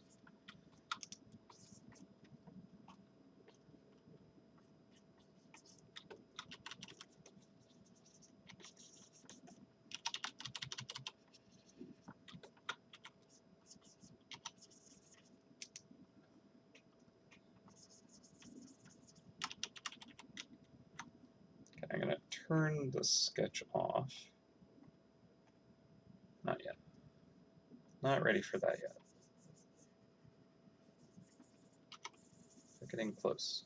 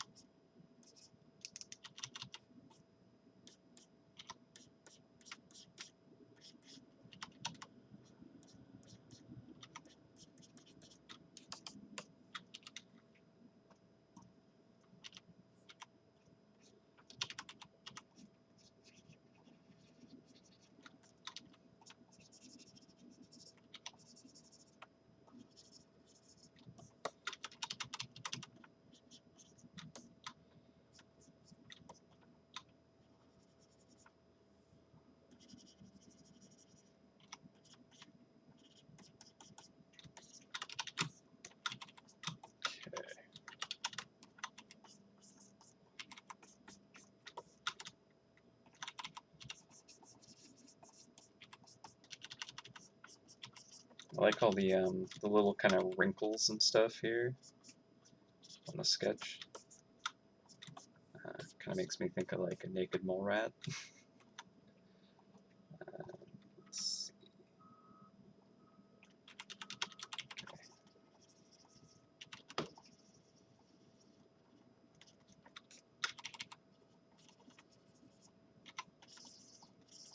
Suddenly it looks very pink because of the blue highlight, right?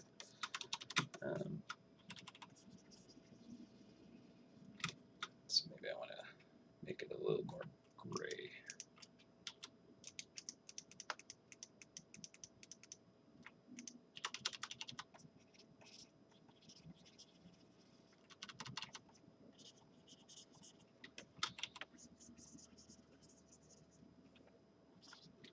And again, with it being overcast, we're not going to get like super hard edge shadows and harsh lighting and stuff like that. I'll probably want to soften it here and there.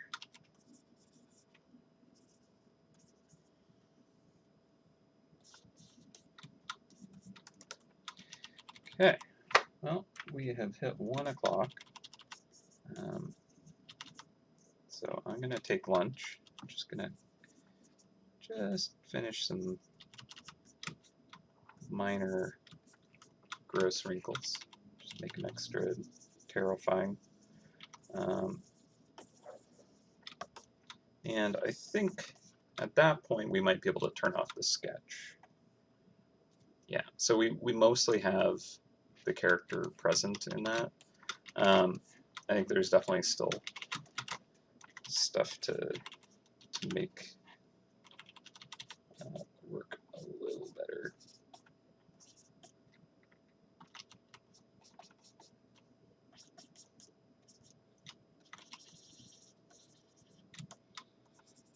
But I might actually merge the sketch into the face so that I can kind of like use the good details that exist on it, but like blend them in when I'm done with them, without kind of like the useful kind of like elements of it just vanishing completely. Although I think we're getting pretty close. I think we'll use the shirt color here, bottom side of this chin.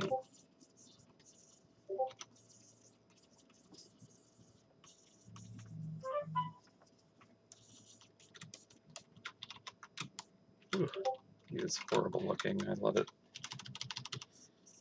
All right.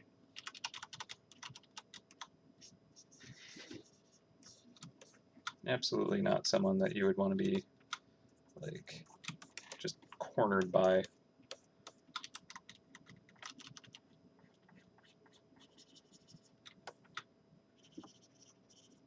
I'm like, do I want to give him like beady little black eyes?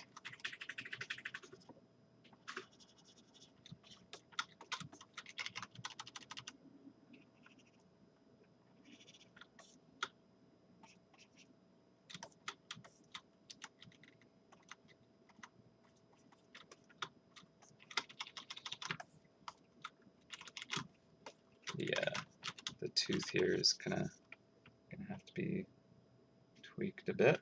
I might actually move the tooth into the face layer so it's a little bit easier to make it work together.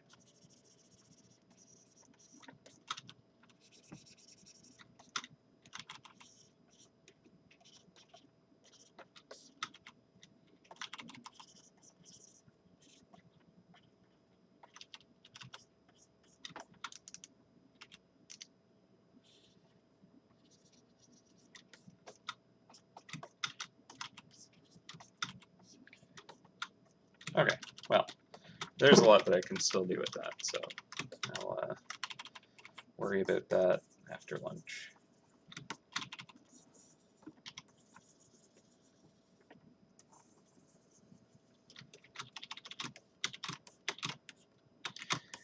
Cool.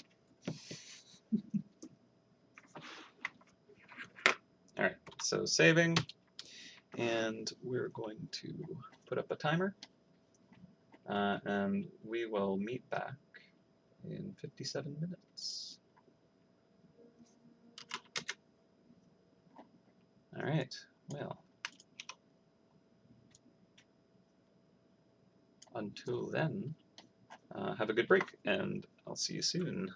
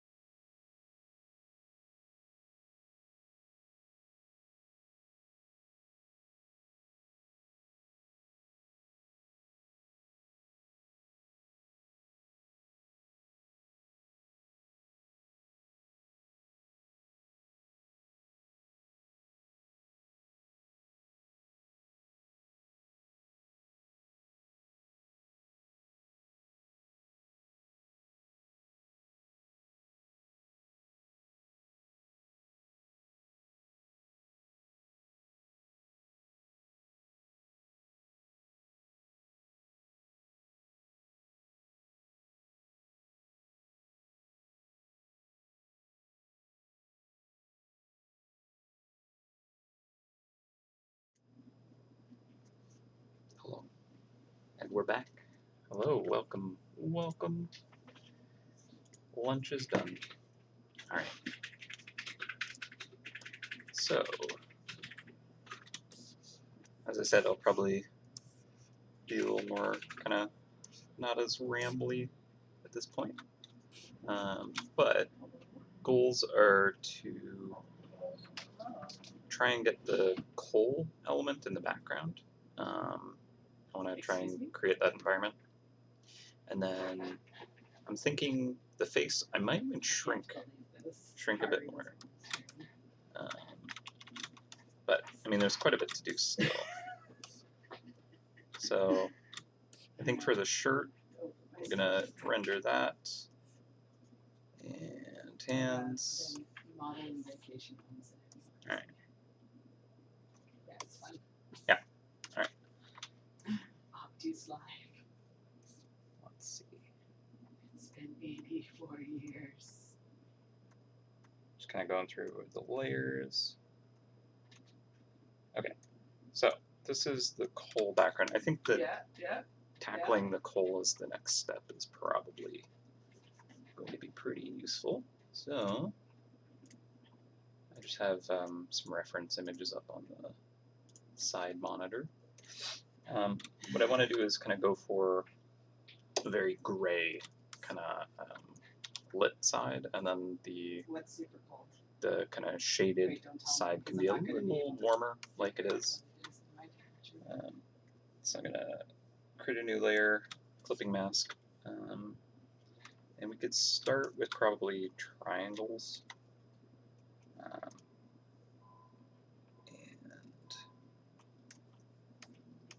just see if this kind of like gives us a, essence of coal. I'll go with small particle size though. And these are like pretty big mounds of it far off. Actually, super small triangles kind of work for like snow-capped stuff. It's kind of got a bit of a snowflake texture, but more if it's like super zoomed in. So I'll keep that in mind. I'm sorry that Opti doesn't understand what cold is. So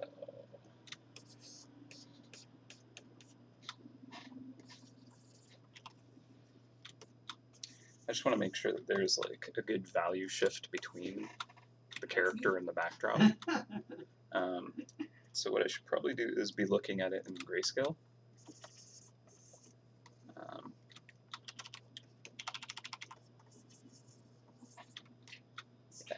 thinking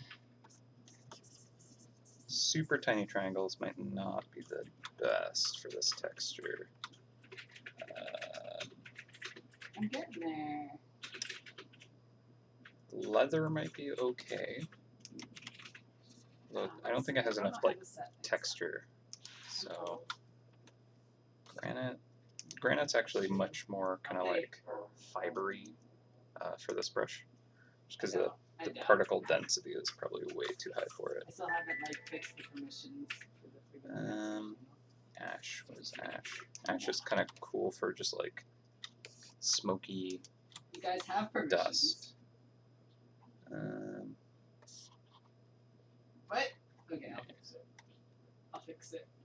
So Alex is hanging out in voice chat with friends, just so you know. No, I don't care if you have permissions or not. Yeah. They're trying to keep their voice down, but they're very bad at it. I was about to be like, don't kick Azu, but Azu doesn't participate in this. Well, I'm probably not going to ramble very much, so I might just mute until I have things to share. Also, hello. Alright. I'll just silently render away.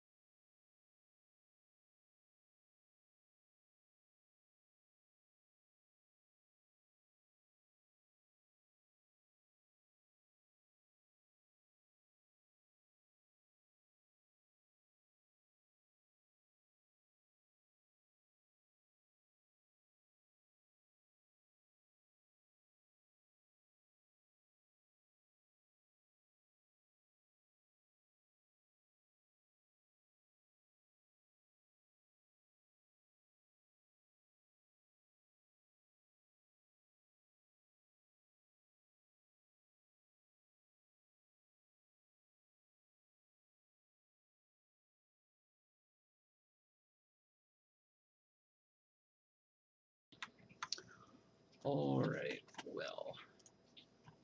Hello, hello, surprise. I am back. So I think I'm going to wrap up now. Pretty happy with how far I got on this. Not even sure if I'd change too much beyond this. But it's getting late, so I'm going to do the time-lapse thing. Yeah. So we can watch. Thank you very much. Alright, so let's just witness the whole thing from start to finish, hopefully. Then I'm gonna dip out. So, hope you enjoy. Yeah, actually, this includes the SketchUp to try and figure out what the heck I wanted to create. This could take a while. Actually, it's not too bad. Oh, that one's kind of fun. I like that face.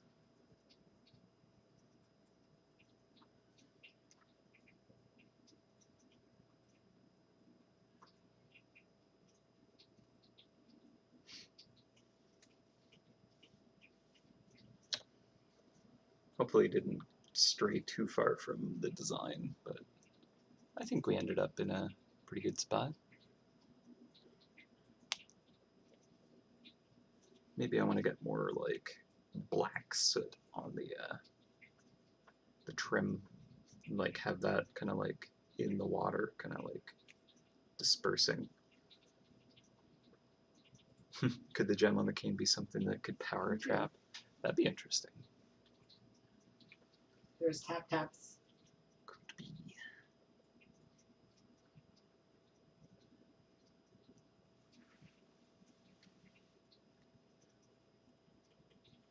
I should like create a different frame for when we're doing a replay, and like have all the mice at the bottom like looking up at it.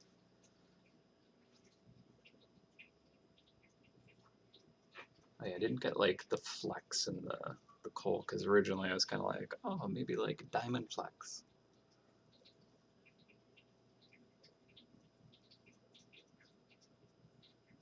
See, I accidentally deleted the smoke that I had created. And I quite liked that, but I ended up deleting it and then not going back to just regain it. Should have done that. Oh well, I think it turned out pretty good. Plus, I like had to render it out anyways, so wouldn't have followed through. Oh boy! All right, oh, actually, I gotta run off.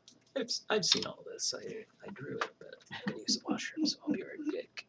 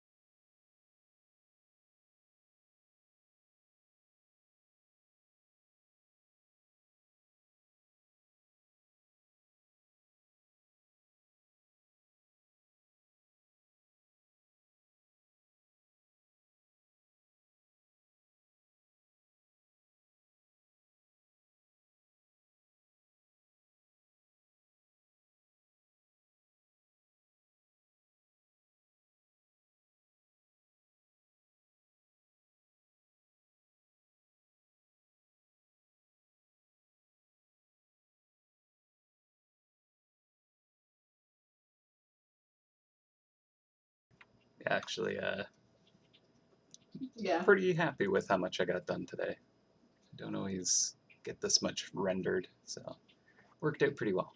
I think I had a pretty good kind of like idea of where I wanted to take it, so it came together pretty effectively. But no. Someone's gonna say that to me for real sometime.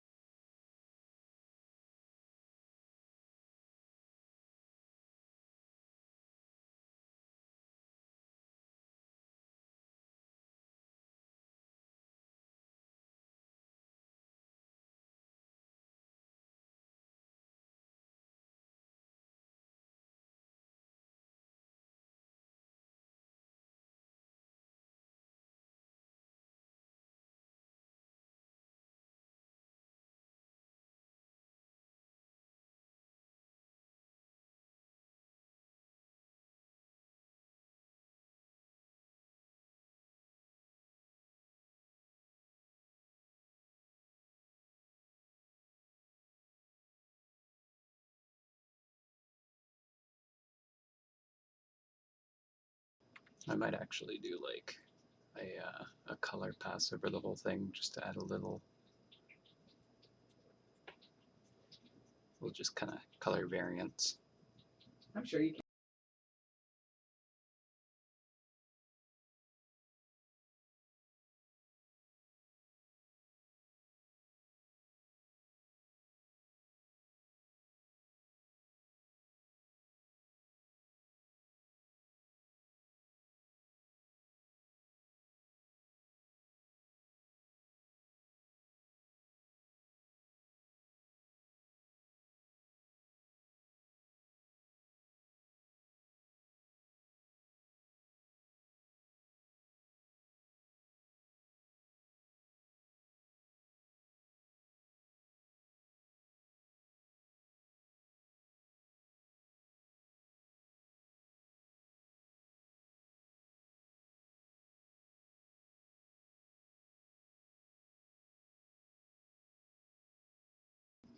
A gold crown would actually work pretty well too. I just Yeah, kind of had this that's idea what of I did. like stovetop kind of pipe kind of thing going on.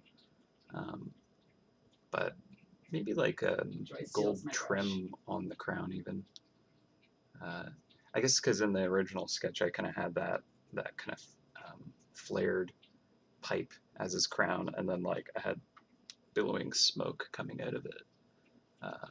That I just Yeah? really wanted to make it that kind of like old wrought iron chimney look. But I'm excited. yeah, it would work well as gold as well, just as the accent for everything else.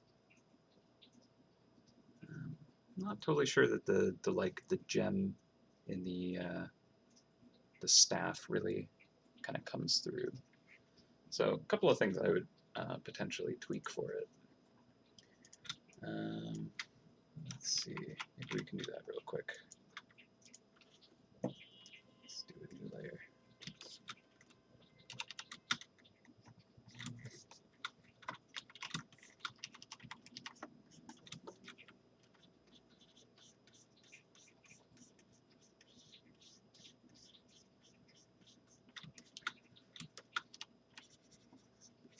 Maybe like this.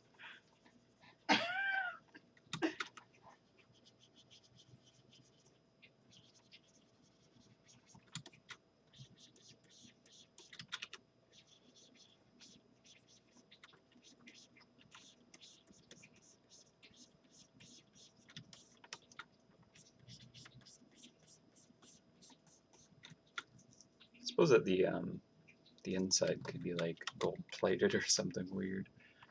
But let's do this. You know it's good when you're laughing while you're drawing it.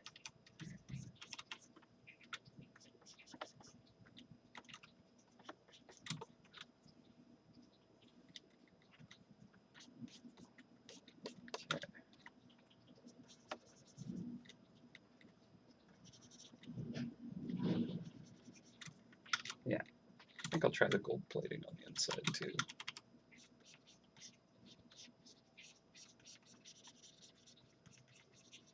I ended up darkening it to make it stand out against the trim there. So I'm wondering if this will have issues reading.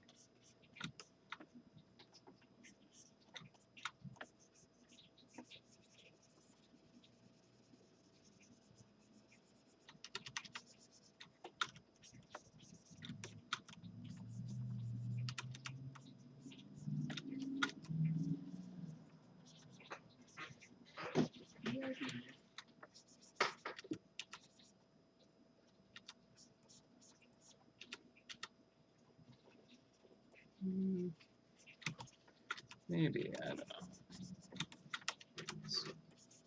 I think if we hit it with the highlight, it might be okay though. But I might have to darken the furs up there. So let's try this. Good old color dodge.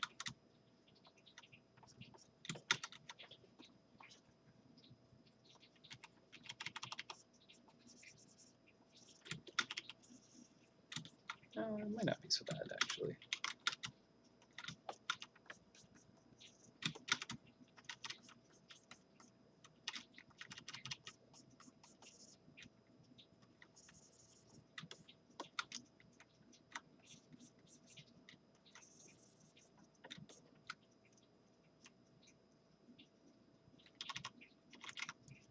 I do like my insane details. Let's see.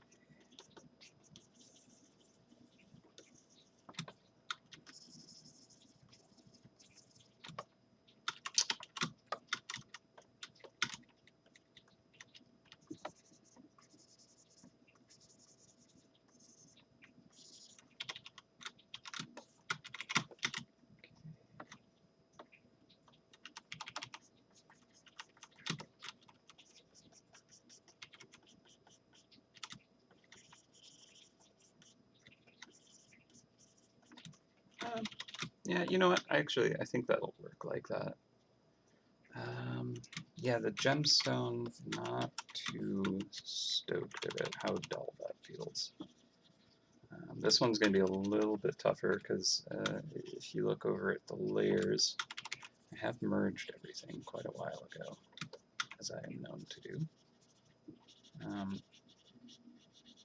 So I gotta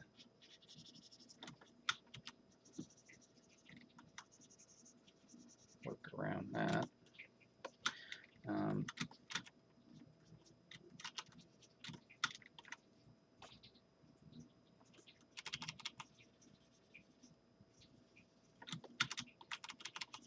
Maybe if I take more real estate to like really create something that pops, that'll work.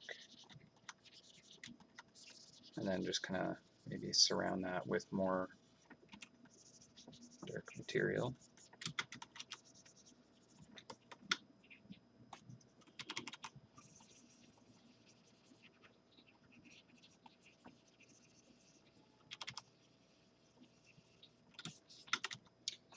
Then do something like this. Just get a nice kind of hard-edged light reflection.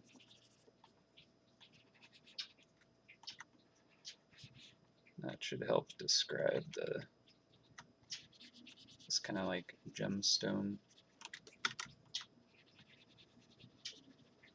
Now, I want it to be kind of reflecting the thumb a bit better.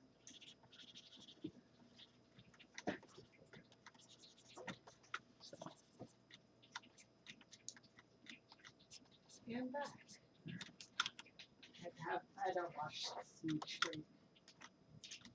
I guess we do a wash check. Wash smooch break. Alright, get back here.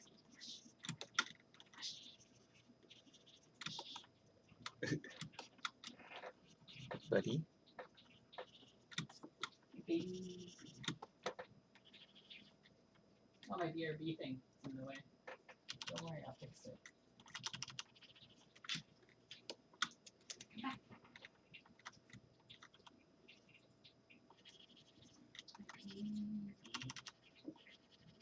Okay. Cat in the background.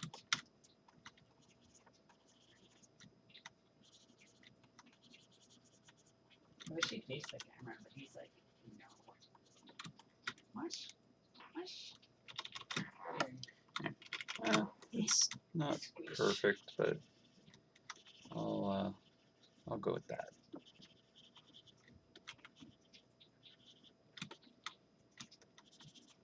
Nip, nip, nip. Mush. Mush. Mush. And it's kind of enough that it draws your eye to it, so that's good. Good boy. Actually, you could probably pull this back even more now. Good boy. He's a baby. Alright, so that's good. And what else? Wash is not sharing the bed, he would never.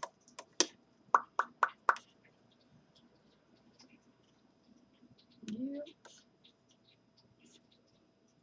I think that blue really kind of pops a lot. Maybe a bit too much, to be honest, but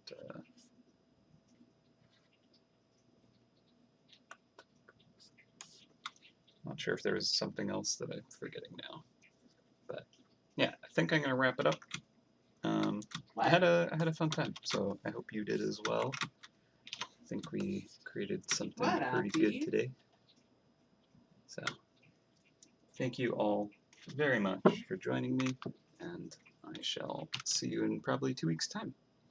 I hope you had fun. All 3 flavors. Good luck catching this bad boy. All right. I know her. Well, until next time, She's not used to office. happy hunting, and I'll catch you later. Stay safe. Bye.